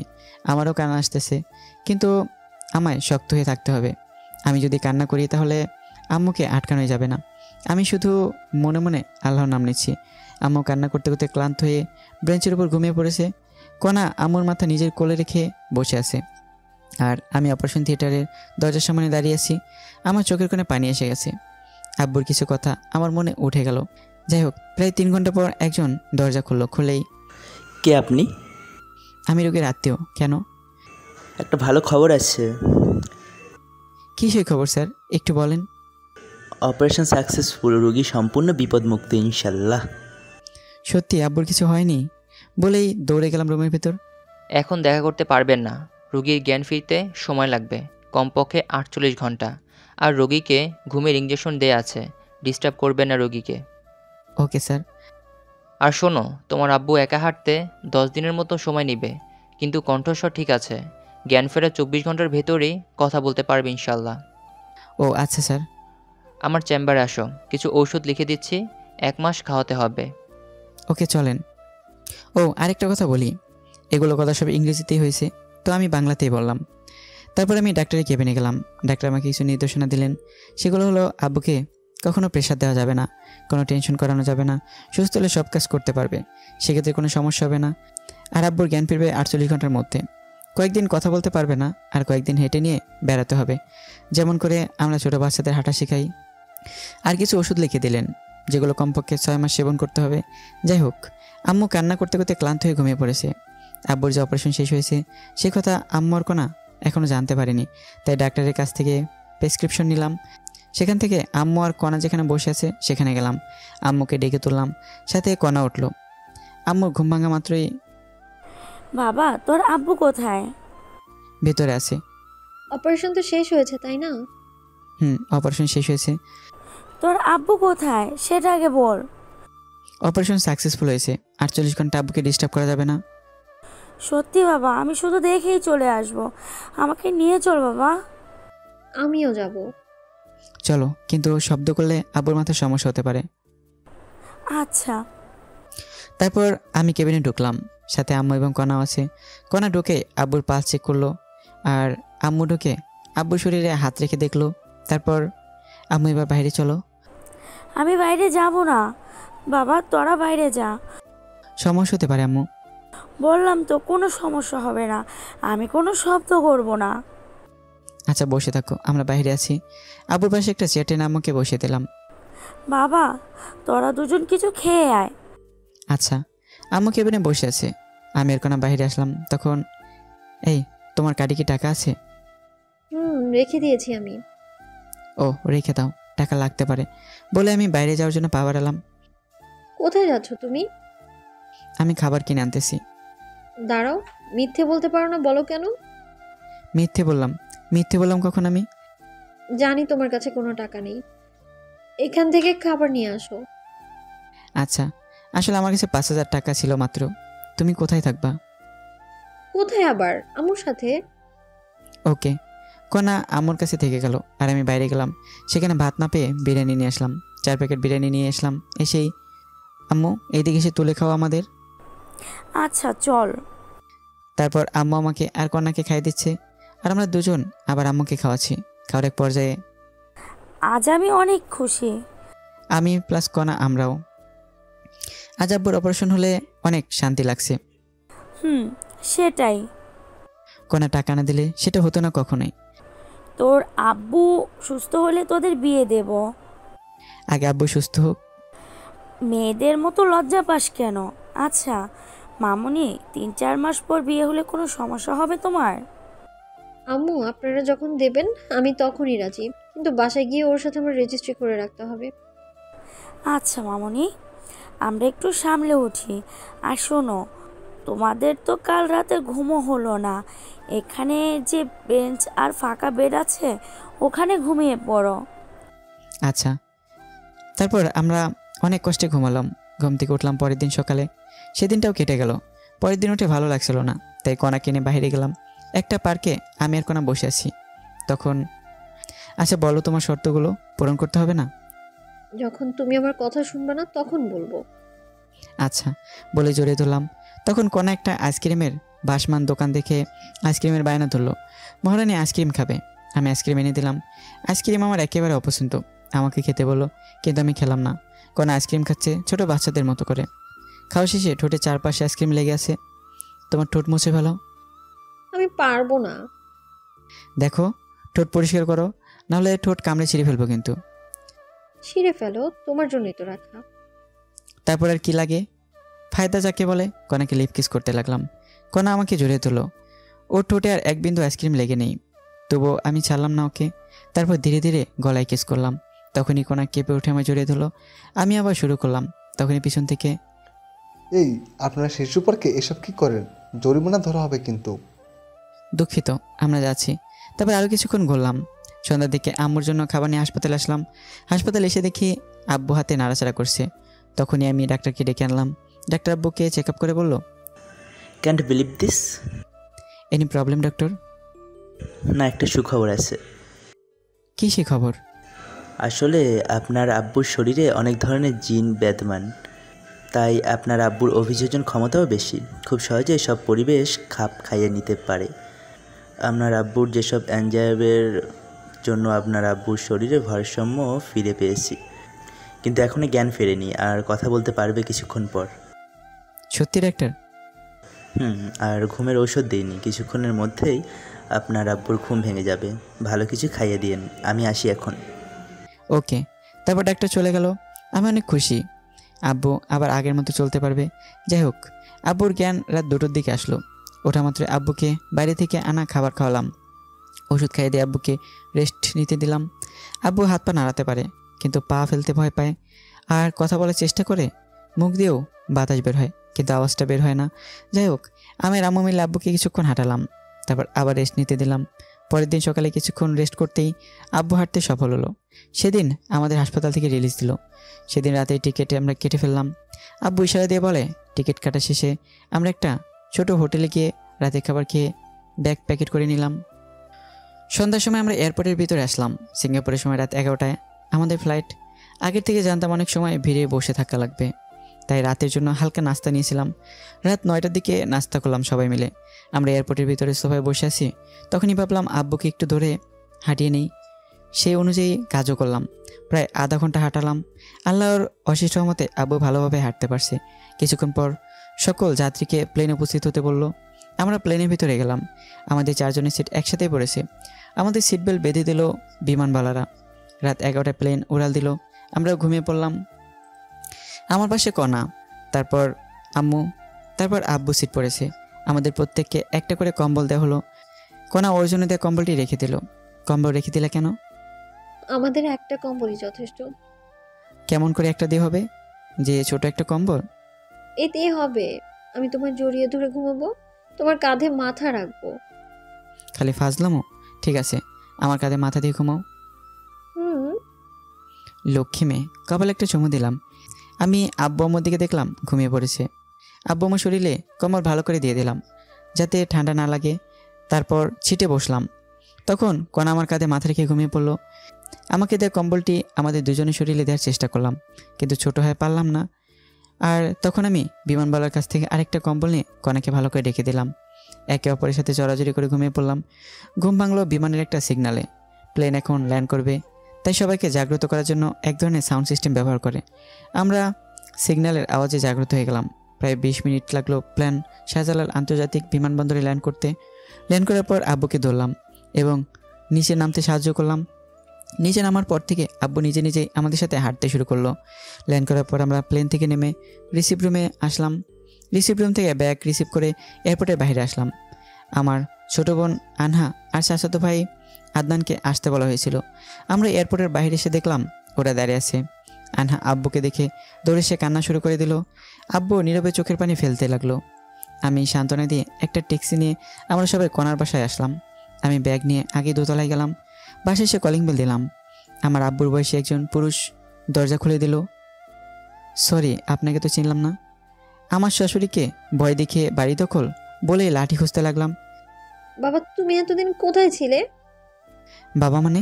এই লোককে? কনাকে উদ্দেশ্য করে বললাম। উনি আমার বাবা।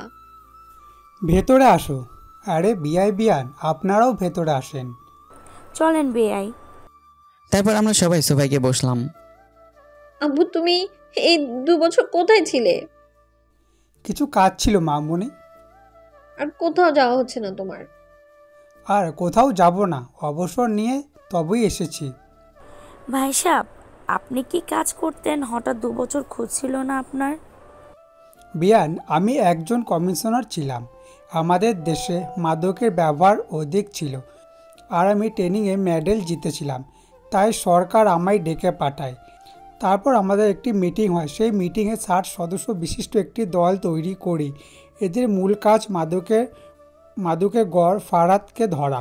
আমরা সেই মিশনের জন্য উঠে পড়ে লেগে। বাসায় থাকলে সমস্যা হতো, তাই আমি কাউকে জানিয়ে পালিয়ে যাই। মিশন ছিল জীবন মরণে ধরা পড়লে মৃত্যু নিশ্চিত। আমরা দেশের ভিতরে এবং বাইরে 2 বছর নিরলস প্রচেষ্টার পর 7 দিন আগে ওই সন্ত্রাসীকে ধরিয়ে দিই এবং আবার মেডেল পাই। সেদিন চাকরির অবসরে আবেদন করে অফিসাররা অবাক হয়েছিল এবং তারা আমাকে চাকরি জোর করে রাখতে চেয়েছিল, কিন্তু তারা পারেনি। আমি পরশুদিন বাসায় এসে সব শুনলাম। বিয়ান নাকি অপারেশন হচ্ছে। আপনার মেয়েই টাকা দিয়েছিল আমাদেরকে, অপারেশন করার সামর্থ্য ছিল না আমাদের। বিয়ান, আমার যা কিছু আছে সব কণা মামুনি, আর আমার মেয়ের আবার আপনার বাড়ির বউ। আর এসব কথা বাদ দিন। এখন বিয়াইকে কি অবস্থা? হাঁটতে পারতেছে না, কিন্তু কথা বলতে পারতেছে না। মুখ দিয়ে বাতাস বের হয়। ডাক্তার বলছে 1 সপ্তাহের মধ্যে কথা বলতে পারবে। আল্লাহ যেন তাড়াতাড়ি সুস্থ করে দেন। আচ্ছা বেআই, কণা আর ফারুকের সম্পর্ক নিয়ে আপনার মন খারাপ হয়নি তো? বিয়ান, কণা আগে রিলেশন করতো আপনার ছেলের সাথে। আমি জানতাম রিলেশন করে, কিন্তু আপনার ছেলেকে দেখিনি। পরে যখন ওদের ব্রেকআপ হয়েছে এবং আমার মেয়ে বাইরে চলে যায়, মেয়ে আমাকে বুঝতে দেয়নি। তারপর আমি মিশনে গিয়েছিলাম। বাসায় এসে জানতে পারলাম ব্যাপারটা। প্রথমে রাগ হচ্ছিল, কিন্তু পরে সব শোনার পর অনেক খুশি লাগতেছে। বেআই, আপনার মেয়েকে আমি অনেক পছন্দ করি। তাই ফারুক যখন ওদের ব্রেকআপের কথা বলল, তখন ওর সাথে অনেক রাগারাগি করেছি, কিন্তু সব কিছু বিবেচনা করে মেনে নিতে হয়েছে। অনেক ভালো লাগলো বিয়ান। আমরা রিলেশন করে বিয়ে করেছি, আমার মেয়েও। আমরাও সেম। যাক ওসব, কাল আবার গ্রামের বাসায় যেতে হবে আমাদের। কেন বিয়ান? অমর ফারুককে আর কতই প্রেসারে রাখি বলেন? এমনি ওর বেতন অল্প, আবার যদি পরিবার সহ ঢাকায় থাকি তাহলে অনেক টাকা খরচ হবে। তাই চলে যাব। কি বলেন বিয়ান? সামনে আমার একটা ফ্ল্যাট আছে, 5 তলা ফ্ল্যাট। সেখানে 4 তলায় আপনারা থাকবেন। বিয়াই, অনেক উপকার করেছেন, তাই জীবনে শোধ করতে পারবো না। আর উপকার করবেন না। বিয়ান, কি বলেন এসব? আমরা কিন্তু কষ্ট পাবো। আচ্ছা বিয়াই, আগে আপনার বিয়াই সুস্থ হোক। ও সুস্থ হলে কোম্পানিতে চাকরি করত, সেখানে আবার জয়েন করতে পারবে। রেফারেন্স আছে তো। সুস্থ হলেই আবার ঢাকায় আসবো। আচ্ছা ঠিক আছে, কিন্তু এদের বিয়ের ডেট ঠিক করতে হবে না? কিছুদিন যাক। তবুও কতদিন পর? 6 মাস পর। কি বলো তুমি? আচ্ছা ঠিক আছে, এখন চলেন, সকালে খাবার খেতে হবে।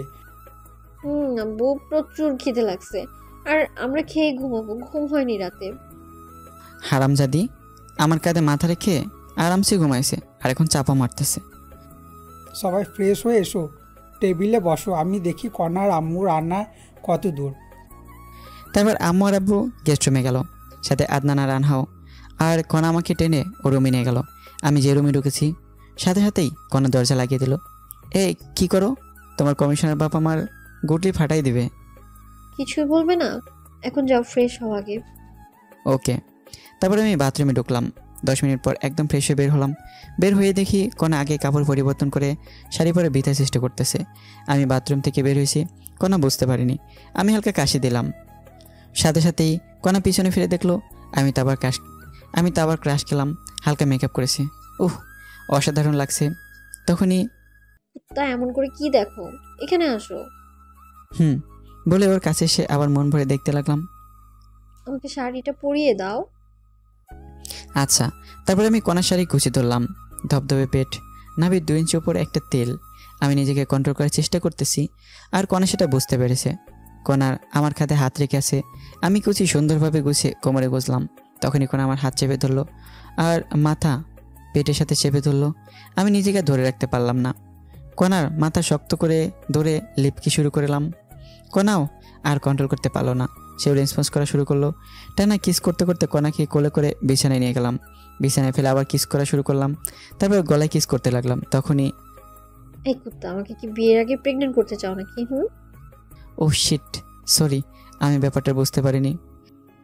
দোষ তো আমার, আমি ইচ্ছে করেই তোমার শাড়ি পরিয়ে দিতে বলেছি। আমি জানতাম তুমি ঠিক থাকতে পারবে না। তবে রে বলেই জোরে গাল টেনে দিলাম। আর আমি বাইরে চলো। চলো বলেই দরজা খুললাম।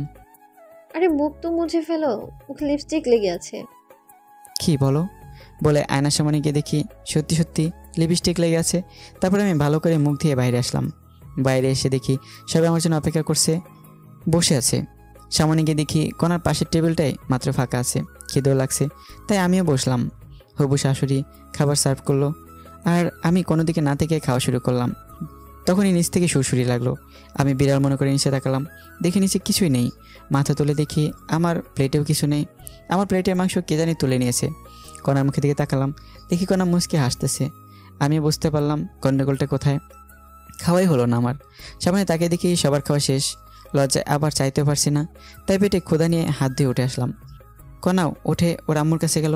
আমি আম্মুকে বলে কণাকে না জেনে আমার ভাড়া বাসায় চলে গেলাম। যাওয়ার সময় সাথে করে বিরিয়ানি নিয়ে গেছিলাম। সেগুলো খেয়ে ফোন চার্জে দিয়ে 11টার সময় দিলাম ঘুম থেকে উঠলাম বিকেল 4টায়। উঠে ফ্রেশ হয়ে ফোন অন করলাম। ফোন অন করে আমি অবাক হয়ে গেলাম। মিসড কল অ্যালার্ট চালু করা আছে। দেখি 250টি মিসড কল আর 119টি মেসেজ। কল এসেছে আম্মু, কণা, আদনান, শাশুড়ি ফোন থেকে, আর মেসেজ এসেছে আদনানের ফোন থেকে 10টা, আর বাকিগুলো কণা দিয়েছে। সব মেসেজ হলো আমি কোথায় আছি, তাড়াতাড়ি যেন বাসায় যাই, এসব নিয়ে। যাই হোক, এসব দেখে ভাবলাম কল দিই। দেখলাম ফোনে টাকাও নেই, তাই বিকাশ অ্যাপ থেকে লোড দেওয়ার জন্য ডাটা অন করলাম। সাথে সাথে দেখি মেসেঞ্জার, হোয়াটসঅ্যাপ, টেলিগ্রাম সবখান থেকেই কণার মেসেজ। ফোনে লোড দিয়ে কল দিলাম কণার কাছে। কল দেওয়া মাত্রই কল ধরলো। মনে হয় তার জন্য বসেছিল। কি করো? জানোয়ার, কোথায় তুই? রেগে আছো খুব, তাই বললাম। রাখবে না? তোর ফোন বন্ধ কেন? হবু স্বামীর সাথে কেউ এভাবে কথা বলে? ঘন্টা, এবার বলো কোথায় তুমি এখন? ঘুম হয়নি তো, তাই যে বাসায় থাকতাম সেখানে এসে ফোন চার্জে দিয়ে ঘুমিয়েছিলাম। লোকেশন দাও, আমি যাচ্ছি। পাগল নাকি? তোমার সতীন তোমার সাথে মারামারি করার জন্য বসে আছে। দেখো, তুমি জানো আমার রাগ কেমন, আমার রাগিও না। ওকে, জায়গায় আসো। ওকে। আমি ফোন কেটে দিয়ে বিছানায় বসে ফেসবুকে নোটিফিকেশন চেক করতেছি। তখনই কোনার আইডি সামনে আসলো। দেখলাম রিলেশনশিপ স্ট্যাটাস দিছে, রিলেশনশিপ উইথ ওমর ফারুক। আমি দেখে মুচকে আসলাম। পাগলি একটা, আমার অনেক ভালোবাসে। জীবনে কিছু না পেলেও মনের মতো মা বাবার জীবনসঙ্গী পেলাম। আল্লাহর কাছে লাখ লাখ শুকরিয়া। তারপর ফেসবুকের ভিডিও দেখতে লাগলাম। প্রায় 30 মিনিট আমার ফোনে কণার মেসেজ। প্রায় 30 মিনিট পর আমার ফোনে কণার ফোন নাম্বার থেকে কল আসলো। কল ধরলাম। তখন কণা আমার দেওয়া ঠিকানায় যেতে বলল। আমি গিয়ে ওকে নিয়ে আসলাম। রুমের মধ্যে ঢোকা মাত্রই কণা এসে ঠাস করে আমার গালে একটা চড় মারলো। চড় মারার পরে আমায় জড়িয়ে ধরে কান্না করতে লাগলো। আমি জড়িয়ে ধরে, নিজেই থাপ্পড় মারলা, আবার নিজেই কান্না করতেছো কেন? চুপ করো, তুমি যে বাসায় আসছো আমায় বলে আসতা। আমি মনে করেছি টেবিলে তোমার খাবার মেরে দিয়েছি, এই জন্য তুমি রাগ করে বাসায় চলে এসেছো। আমি অনেক কান্না করেছি। আমি তো আম্মুকে বলে আসলাম। তুমি নাকি বলেছো বাইরে যাচ্ছ, কিন্তু এতক্ষণ লাগে নাকি? তাই চিন্তা হচ্ছিল আমার। না বলে আসার জন্য দুঃখিত। হয়েছে, তোমার জন্য খাবার নিয়ে এসেছি। আচ্ছা, তুমি খাইয়ে দাও। পাবো না। তাহলে আমার খিদে নেই। আচ্ছা শয়তান, আসো। তারপর কণা আমায় খাইয়ে দিতে লাগলো। আবার আমি ওকে খাওয়াচ্ছি। তখনই আমাদের বাসার মালিক আসলো। বাসার মালিকের সাথে আমার সম্পর্ক ভালো। বাড়িওয়ালা এসেই, কি ফারুক, কি খবর তোমার? দুদিন থেকে দেখে যাচ্ছে না, ঘটনা কি? ভাই আব্বুর অপারেশনের জন্য বাইরে গেছিলাম। এনিকে ভাবি নাকি? আপনার ভাবি। হাফ নাকি ফুল? পরে বলবো। আচ্ছা শুনবো পরে। এখন বাড়ি ভাড়া কবে দিবা? কাল দিব ভাই। আচ্ছা তাহলে আমি চাই। বাড়িওয়ালা চলে গেল। কনা আমার রেডি হতে বললো। আমি তৈরি হয়ে নিলাম। আজ আব্বু আম্মু, ছোটো বোন তানহা আর চাচাতো ভাই আদনান বাসায় যাবে। ওদেরকে বাসে তুলে দিতে হবে। আমি রেডি হয়ে রুমে তালা দিয়ে বের হলাম। কনার আমি রিক্সা নিয়ে কনার বাসায় গেলাম। বাসায় যাওয়া মাত্রই, তোর কি আঙ্কেল জ্ঞান নেই? তুই বাইরে গিয়েছিস, কনাকে বলা লাগবে না? তোমাকে তো বললাম আম্মু। তুই বলেছিস তুই বাইরে যাচ্ছিস, কিন্তু তুই যে তোর মেসেজ যাবি সেটা তো বলিসনি। আর তোর ফোন বন্ধ ছিল, তাই কনা কান্নাকাটি করে অবস্থা খারাপ করছিল। বাদ দাও, তোমরা রেডি হয়েছো? প্রায়। বাস কয়টায়? রাত 9টায়। এখন 6:30 বাজে। তাহলে সমস্যা নেই। খেয়েছো তোমরা? তোর জন্যই বসে আছি। চলো। সন্ধ্যা 7টার দিকে সবাই মিলে একসাথে বসে খেলাম। খাওয়া শেষে সবাই কনার আব্বু আম্মুর কাছ থেকে বিদায় নিয়ে রওনা দিলাম। আমি আব্বু আম্মু ভাই বোনদের গাড়িতে তুলে দিয়ে কনার বাসায় রেখে মেসে যাব। যাই হোক, এই স্টেশনে গিয়ে বসে আছি। কনা, আম্মু আর তানহা গল্প করতেছে। অত্যন্ত গরম এখন, তাই আম্মু আমাকে পানির বোতল আনতে বললো। আমি রাস্তা পার হয়ে একটা দোকানে গেলাম। দোকানে প্রচুর ভিড়, তাই দাঁড়িয়ে আছি। আর ওদিকে, আম্মু তুমি আবার কবে আসবা? তোমার শ্বশুর সুস্থ হলে। আম্মু আমরা কিন্তু এখনো আলাদা বাসায় থাকতে পারি। আমি আর আপনার ছেলে চাকরি করি কেন? কিছুদিন যাক, তারপর বলে কনার কপালে একটা চুমু দিল। তাড়াতাড়ি আসো তোমরা। আর আমার এই ননদকেও ভালো স্কুলে ভর্তি করাতে হবে। পরে সেটা ভাবি, আমার পরীক্ষা সব কমপ্লিট। 6 মাস পর পরীক্ষা। সত্যি? তাহলে আমি তোমার পরীক্ষার আগে যাব ওখানে। আচ্ছা ভাবি, আসিও, অনেক মজা হবে। যাই হোক, ওরা এমন আর অনেক কথা বলতেছে। আর এদিকে আমি পানির বোতল নিয়ে রাস্তা বার হচ্ছি। তখনই প্রায় 2 বছর পর চিরচেনা আব্বুর কণ্ঠস্বর শুনতে পেয়ে দৌড় দিলাম। আমি তো শকড হয়ে গেলাম, আবার অনেক খুশিও লাগতেছে। কিন্তু আব্বু কি জানি ইশারা করতেছে আর বলতেছে, আরে পাগল ছেলে, সামনে দেখ। আমি সামনে তাকিয়ে দেখি বিশাল দূরে একটা সিএনজি 60 কিলোমিটার বেগে ছুটে আসতেছে। আমি সিএনজির গতি দেখে ভয়ে কী করবো ভেবে পাচ্ছি না। আমার ব্রেন কাজ করা বন্ধ করে দিয়েছে। আমি আমার মৃত্যু দেখতে পারতেছি। আমি ভয় চোখ বন্ধ করলাম। তখন আমার মনে হলো আমাকে কেউ আচমকা টান দিল। আমি বুঝতে পারলাম আমি কোথাও পড়ে গেছি, কিন্তু আমার শরীরে মনে হয় শক্তি নেই। কেউ একজন আমায় ধাক্কাচ্ছে। তখনই আমার চিন্তা শক্তি কাজ করা শুরু করে দিল। আমি চোখ খুললাম। খোলা মাত্রই, বাবা তোর কিছু হয়নি তো?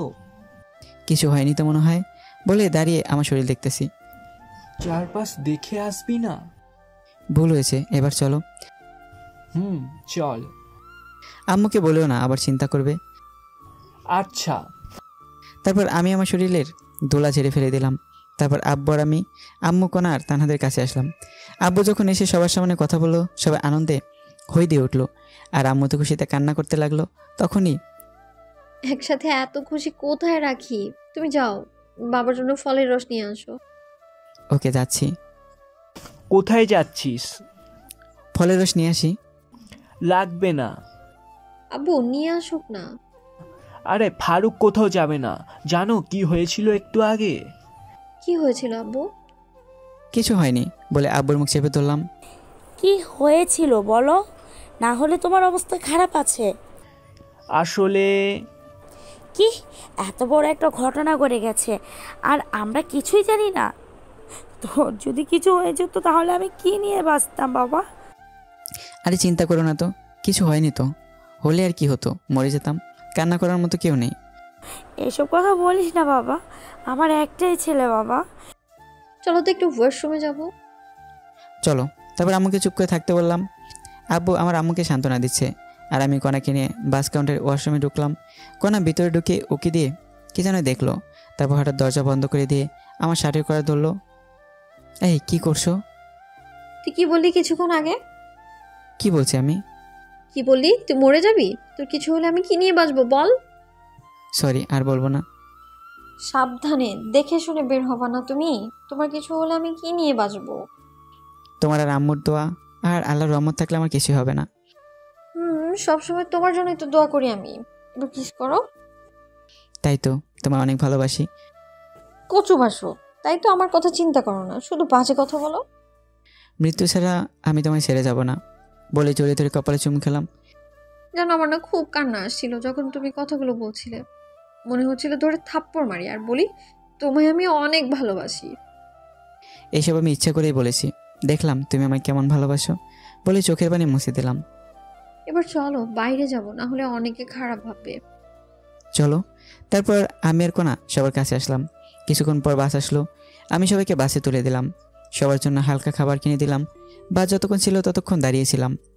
তারপর আমি আর কোনা সিএনজি নিয়ে বাসায় আসলাম। কোনাকে বাসায় নামিয়ে দিয়ে আমি আবার আমার বাসায় চলে গেলাম। আজ আমি অনেক হেঁটেছি এবং কাজও করেছি, তাই অনেক ক্লান্ত থাকে ঘুমিয়ে পড়লাম। ঘুম ভাঙলো কোনার ফোনে। ফোন ধরেই দিলা তো ঘুমের 69 বাজিয়ে। আইসে আমার জমিদার সাহেব, উঠে তাড়াতাড়ি অফিসে আসো। আচ্ছা যাবো নে। আচ্ছা আমি যাবার সময় তোমায় নিয়ে যাব। লাগবে না ম্যাম, আমার ডিউটি আপনার বাসায়। ফারুক সাহেব তাড়াতাড়ি আসেন। আচ্ছা ম্যাম। কল কেটে দিয়ে ফোনে দেখলাম 7:48 বাজে। আমার অফিস 9টায়, কোনার বাসায় যাওয়া লাগবে 8:30-এ। বেশি সময় নেই হাতে, তাই বিছানাতে কোটে বিছানার কিছু না গুছিয়েই ফ্রেশ হলাম। তারপর রেডি হয়ে কোনার বাসায় গেলাম। তবুও 10 মিনিট লেট করেছি। কোনার বাসায় ঢুকলাম। জামাই না হতেই আমায় এখন থেকে জামাই আদর করতেছে। যাই হোক, খাওয়া শেষে কোনা লাঞ্চ বাটিতে প্যাক করে নিল। তারপর আমরা দুজনে অফিসের উদ্দেশ্যে রওনা দিলাম। অফিসে ঢোকার পর আমার কেবিনে গেলাম। কিছুক্ষণ পর সবাই আসলো। তখন কোনা সবাইকে ডাকলো। সবাই মিটিং রুমে গেল, সাথে আমিও মিটিং রুমে। শুনেন আপনারা, আমাদের অফিসে অনেক লোকসান হচ্ছে। ম্যাম, আমরা তো ঠিকভাবেই কাজ করি, সর্বোচ্চ দিয়ে কাজ করি। সবাই তো করে না। ম্যাম, এই অফিসের ক্ষতি হলে অফিস বিক্রি করে দেবে, তখন আমরা কোথায় যাব? আর গেলেও হয়তো বা এমন বস পাবো না। আর এই অফিস আমাদের সব সময় সাথ দিয়েছে। অফিসের লোকসানের সময় আমরা কাজ করে তা পুষিয়ে দিব। সাবাস, আপনারা সবাই এরকম মানসিকতা নিয়েই কাজ করবেন। আমরা তাই করব ম্যাম। আরেকটা কথা, এ আমার ভালোবাসা আর আমার হবু স্বামী। সব মেয়ে ওকে দুলাভাই না হলে ভাইয়া বলে ডাকবে, ওকে? ম্যাম, খাওয়া দেন। আচ্ছা আজ দিব। তারপর মিটিং শেষ করে দিল। কোনা সবাইকে খাওয়ালো। তারপর আবার কাজ করতে লাগলাম। অনেক দিন আসতে পারিনি, অনেক কাজ পড়ে আছে। কাজ করতে করতে দুপুর হয়ে গেল। লাঞ্চের সময় কোনা ডাকলো। কোনার কেবিন লাঞ্চ করলাম। লাঞ্চ শেষে আবার কাজ করতে লাগলাম।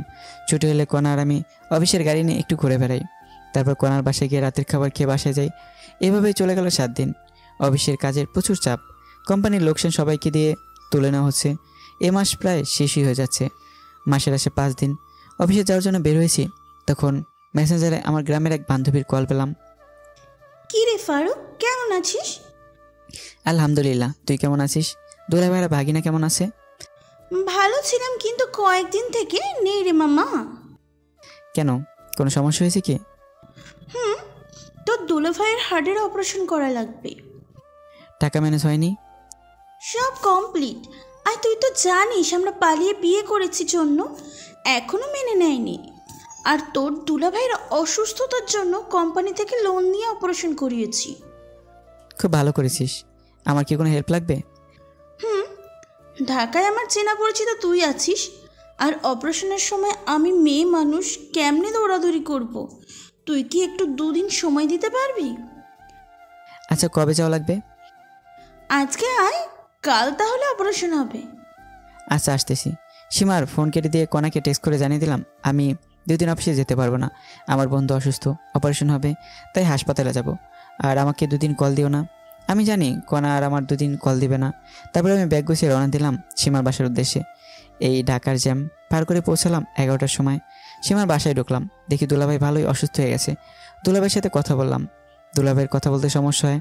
তারপর সীমার সাথে ভালো মন্দ বলে বিকেলবেলায় হাসপাতালে ভর্তি করে সিদ্ধান্ত নিলাম।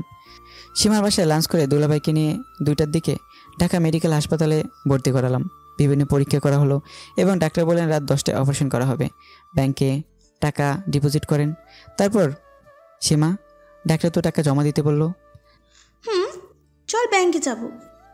দুলাভাই একা থাকবে নাকি? তোর ভাগিনাকে রেখে যা, বেশিক্ষণ লাগবে না তো। টাকা কোথায় আছে? আমার অ্যাকাউন্টে। চলো তাহলে। তারপর সীমা দুলাভাইয়ের কাছে গেল এবং সব খুলে বলল। দুলাভাই তার ছেলে আবু হানিফকে রেখে যেতে বলল। আবু হানিফকে রেখে আমরা দুজন হাসপাতাল থেকে বের হয়ে রিক্সা নিলাম। তারপর ইসলামী ব্যাংকে গেলাম। ব্যাংক থেকে টাকা তুলে আবার সোনালী ব্যাংকে গেলাম। সেখানে টাকা জমা দিয়ে হাসপাতালে আসলাম। আমাদের মোট 2 ঘন্টা সময় লেগেছে। একটু দেরি হলে আর টাকা জমা দিতে পারতাম না, কারণ ব্যাংক 5টার মধ্যে বন্ধ করে দেয়। আমরা হাসপাতালে এসেছি 6টার সময়। একটু পর আজান দেবে। দুলাভাই অনেক ভয় পাচ্ছে, অনেক ভীতু প্রকৃতির মানুষ। যাই হোক, দেখতে দেখতে অপারেশনের সময় হয়ে গেল। ডাক্তার দুলাভাইকে আইসিইউতে নিয়ে গেল আর আমরা বাইরে আছি। সীমা তো ভয়ে চুপসে গেছে আর আমি চুপ করে আছি ভাগিনাকে সাথে নিয়ে। ভাবলাম একটু ফোনে গেম খেলি, কিন্তু ফোন বের করে দেখি ফোন বন্ধ, কারণ ফোনে চার্জে দেয়নি। ভাগিনের দিকে তাকিয়ে দিয়ে ভাগিনা ঘুমিয়ে গেছে। তারপরে আমি বসে থাকতে থাকতে কখন ঘুমিয়ে গেছে জানি না। ঘুম ভাঙলো লিপির। মামা, এই মামা ওঠ, খুশি খবর আছে। কি হয়েছে? তোর দুলাভাইয়ের অপারেশন সাকসেসফুল হয়েছে। 3 ঘন্টা পর জ্ঞান ফিরবে বলে ডাক্তার চলে গেল। তারপরে আমি ডাক্তারের কাছ থেকে ভালো করে শুনে আসি। আচ্ছা যা। তারপরে আমি ডাক্তারের কেবিনে গিয়ে সত্যতা যাচাই করে আসলাম। তখন রাত 2টা বাজে। আমি সীমার কাছে আসলাম। কিছুক্ষণ পর দুলাভাইকে একটা কেবিনে শিফট করা হলো। আমি অনেক খুশি হয়েছি। ডাক্তার প্রেসক্রিপশন দিল। আমি গিয়ে ওষুধ কিনে নিয়ে আসলাম। জ্ঞান ফিরতে ওষুধ খাওয়াতে হবে। ওষুধ কিনে এনে দেখি অন্য রুমে শিফট করেছে। ওষুধ সীমাকে দিয়ে আমি ব্যাগ নিয়ে সোফায় শুয়ে পড়লাম। সীমাকে ঘুমানোর কথা বলে দিলাম এক ঘুম। ঘুম থেকে উঠলাম খুব সকালে। সীমার দুলাভাইয়ের কথা শব্দে ঘুম থেকে উঠে দুলাভাইয়ের সাথে কথা বলে ফ্রেশ হতে গেলাম। ফ্রেশ হয়ে এসে দুনিয়ার যত গল্প ছিল সব শুরু করে দিলাম।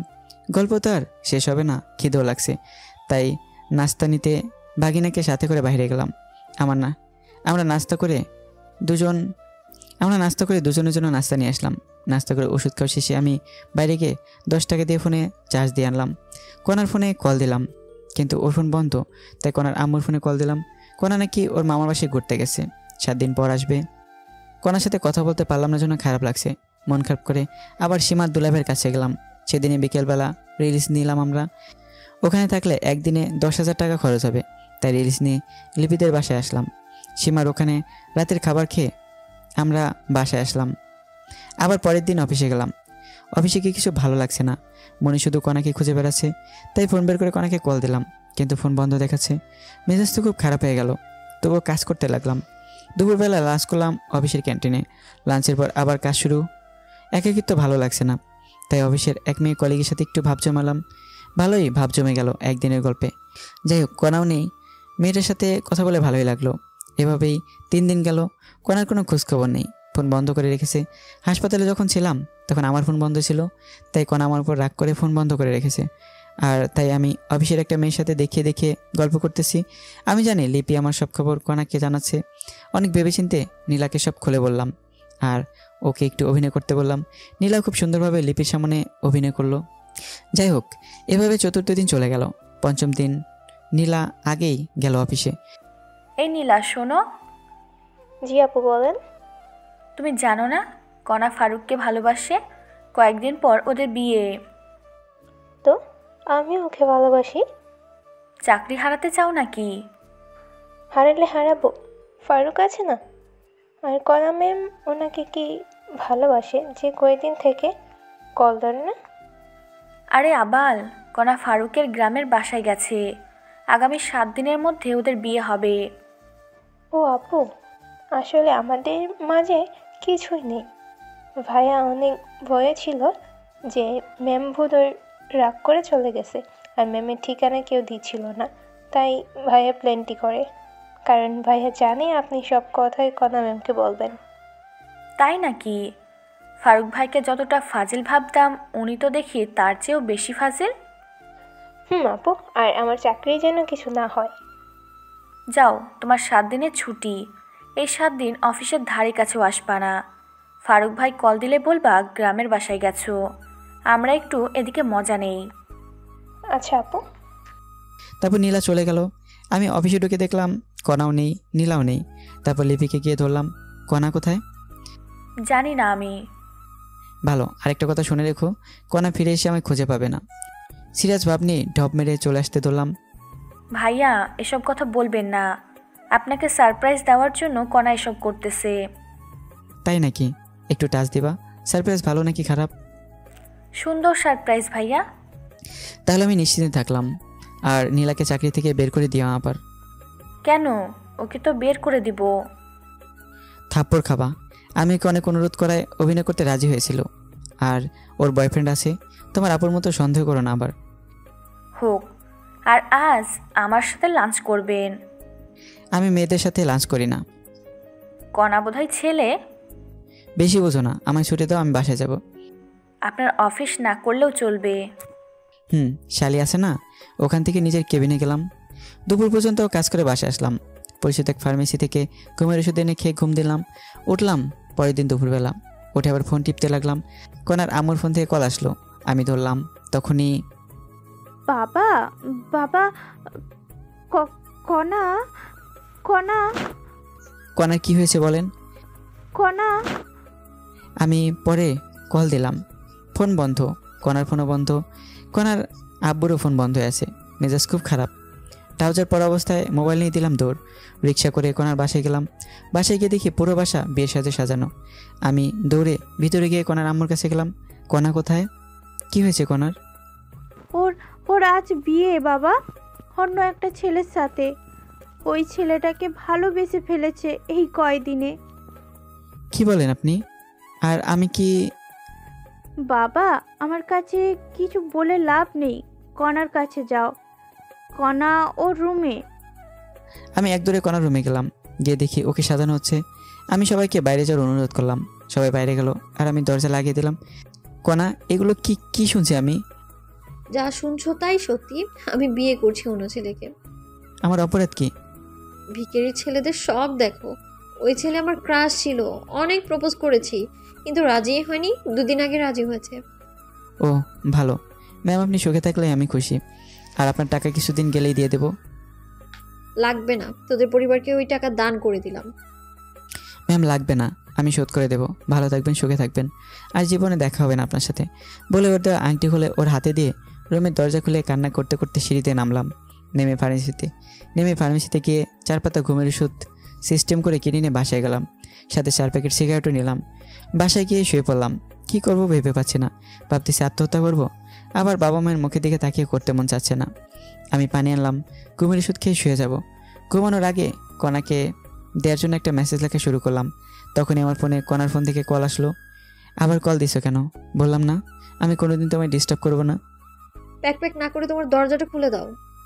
আমি ঘুমোচ্ছি, দরজা খুলতে পারবো না। খুলবি নাকি 999 ফোন দিব? দরজার সামনে কে? খুলে দেখ আগে। ফোন কেটে দিয়ে দরজা খুলে দেখি আমার আব্বু আম্মু আর কণার আব্বু আম্মু দাঁড়িয়ে। আরে আপনারা ভেতরে আসুন। তারপর সবাই বসলো আমার বিছানায়। আমি চেয়ার নিয়ে আসলাম। তখনই বাবা, আমরা কখনো কল্পনা করতে পারিনি এমন কিছু হবে। আরে আঙ্কেল, কি করছেন আপনি? আমি আপনার ছেলের মতো, আর আপনার এখানে করার কিছুই নেই। তবুও আমাদের অনেক খারাপ লেগেছে বাবা। আন্টি, আমি কণাকে ভালোবেসেছি। আমি চাইবো অবশ্যই সে সুখে থাকুক। আর কণা এখন তার মনের মতো পাত্র পেয়েছে আর সুখে থাকবে, এতে আমি খুশি। তাহলে তুমি একটা মেয়ে দেখে বিয়ে করো। আমি আর বিয়ে করতেছি না। কেন বাবা? অত্যন্ত পার্সোনাল আঙ্কেল। আর আপনার মেয়ের বিয়ে, আর আপনারা এখানে অনেকে আবার অন্য কিছু ভাববে। ভাবলাম তুমি যদি আবার কোনো অঘটন ঘটাও তাই। আমি আত্মহত্যা করলে আমার বাবা মার কি হবে? সারা জীবন হয় কণার ছবি নিয়েই বেঁচে থাকবো। আচ্ছা আপনারা থাকেন, আমি কিছু নিয়ে আসি বলে দরজার দিকে বাইরে যাওয়ার জন্য রেডি। কোথাও যাওয়া হবে না। আমি কিন্তু কিছুই করিনি। সেটা জানা আছে, এখন বসে থাকো তুমি। দুলাভাই কেমন দিলাম সারপ্রাইজ? কারো ফাটে, কেউ হাসে, কেমনটা লাগে?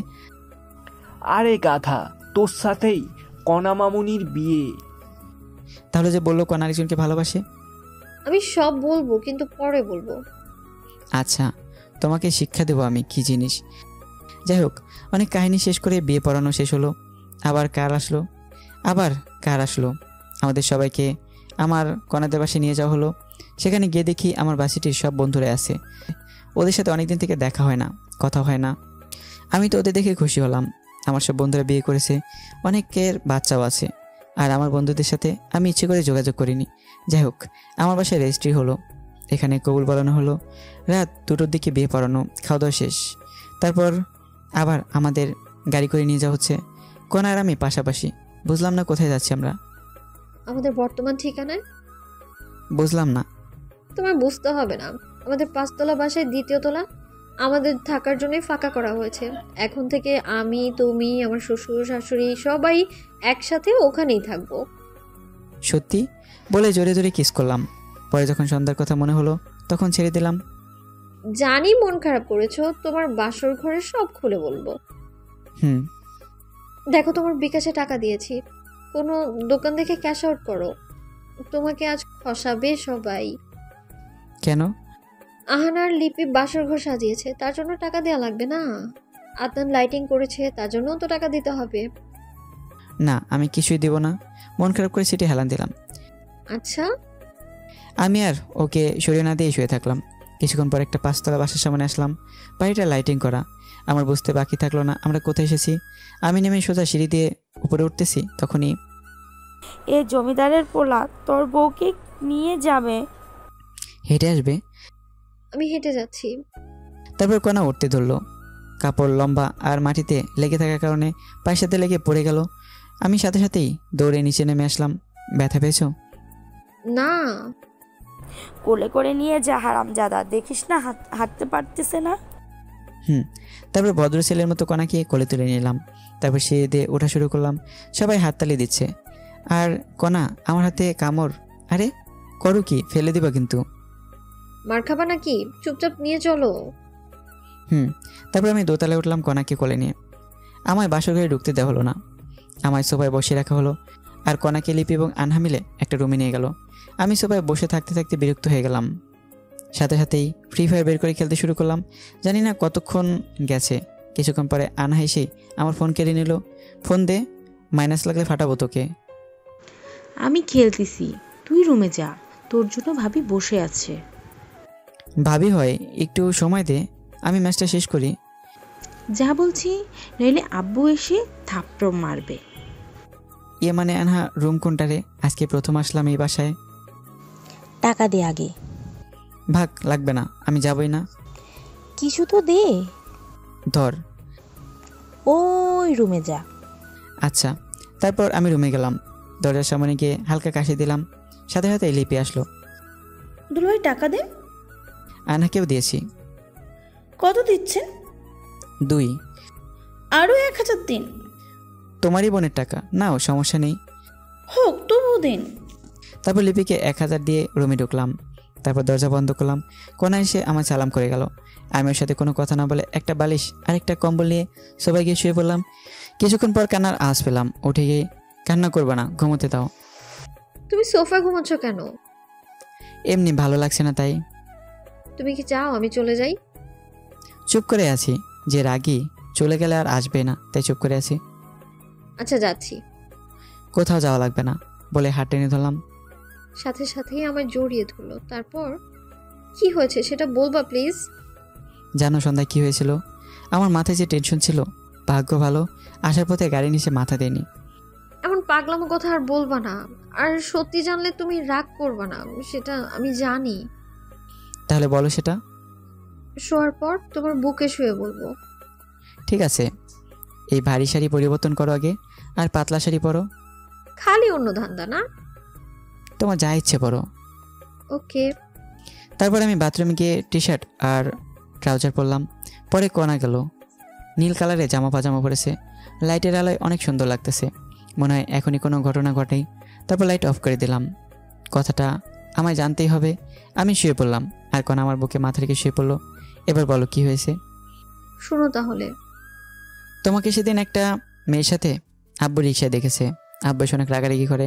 তারপর আমি হাসপাতালে গিয়ে খোঁজ নিয়ে দেখি ওই মেয়ে তোমার বান্ধবী হয়। তারপর আমি সবাইকে বুঝিয়ে বলি। আর তুমি অফিসে কি করো না করো সব আমি ফোনে দেখছিলাম। আমার ফোনে আমার ভয় করছিল কোনো কারণে তোমাকে হারিয়ে ফেলতে পারি, তাই আব্বুকে সব খুলে বলি। তারপর আব্বু, শ্বশুর আর শাশুড়িকে বলে আসতে বলে। তারপর আসার পর আমাদের এই বাসায় উঠি। বাসা গোছানোর কাজে লেগে পড়ি। আর আমার সাথে সবসময় আনহা ছিল, তাই তোমার কল ধরতে পারিনি। আর আজ থেকে আমরা সবাই একসাথে এই বাসায় থাকবো। তখন আমি বললাম, ও এই ব্যাপার। জানো, যখন শুনলাম তুমি অন্য কাউকে ভালোবাসো, তখন মনে হয়েছিল আত্মহত্যা করি। খবরদার এসব আর মুখে আনবা না। আমার যে কষ্টগুলো হয়েছে সেগুলো কি হবে? সুদে আসলে পরিশোধ করে দেব। কেমনে? পরেই জানতে পারবা। এখন বলো ভবিষ্যৎ প্ল্যান কি তোমার? ফুটবল টিম বানাবো। ফুটবল আমার প্রিয় খেলা। ইস, শখ কত! আমার অত লাগবে না, একটা ছেলে আর একটা মেয়ে হলেই হবে। আমি মজা করছিলাম, আমারও সেম চাওয়া। ছেলেটা আগে হলেই ভালো। না, মেয়ে হবে, বড়জন মেয়ে হবে। তোমার ইচ্ছা? হুম।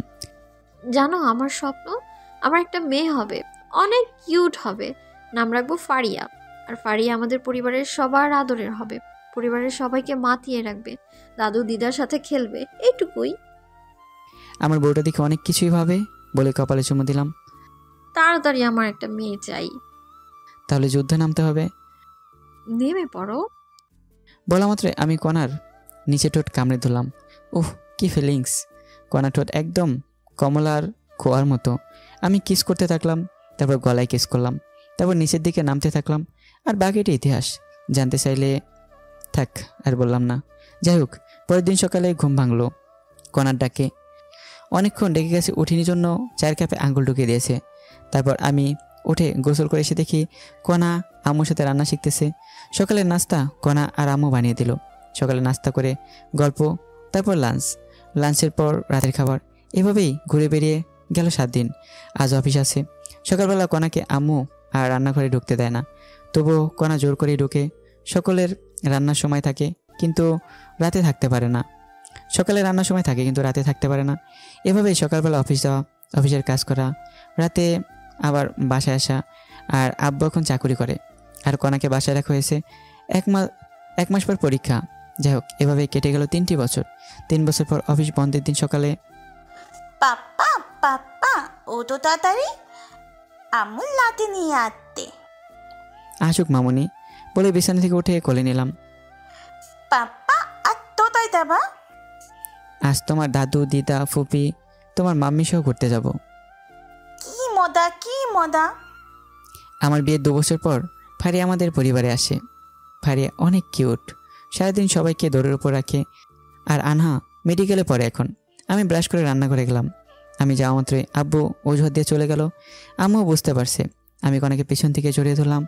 কণা সাথে সাথে নাড়াচাড়া বন্ধ করে দিল। কি করো? আম্মু আসবে। আরে আসবে না।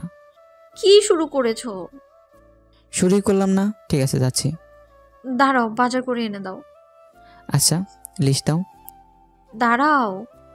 তারপর আমি ব্যাগ নিয়ে বের হলাম। তখনই কণা আমায় ডেকে রান্নাঘরে নিয়ে গেল। লক্ষ্মী ছেলের মতো বাজার করবা, আর রাস্তা দেখে পার হবা, ঠিক আছে? তারপর আমি বাজারের লিস্ট অনুযায়ী বাজার করলাম। বাজার নিয়ে বাসায় আসলাম লাঞ্চের দিকে। বাসায় এসে গোসল করে টেবিলে বসলাম। আমাদের অভ্যাস হয়ে গেছে সবাই আম্মুর হাতের তোলা ভাত খাই। আজও আম্মু সবাইকে তুলে খাওয়াচ্ছে, আর আমরা সবাই তৃপ্তি সহকারে খাচ্ছি। তো বন্ধুরা, গল্পটি এখানেই শেষ করা হলো। কেমন হয়েছে অবশ্যই কমেন্ট করে জানাবে। পরবর্তী গল্পে তৈরি থেকো। আর হ্যাঁ, সিনিয়রদের পিছনে ট্রাই করো না, সময় নষ্ট হবে, কারণ পাত্তা পাবে না। তো বন্ধুরা, গল্পটি কেমন হয়েছে অবশ্যই কমেন্ট করে জানাবে, আর পরবর্তী গল্পের জন্য তৈরি থাকবে। আল্লাহ হাফেজ।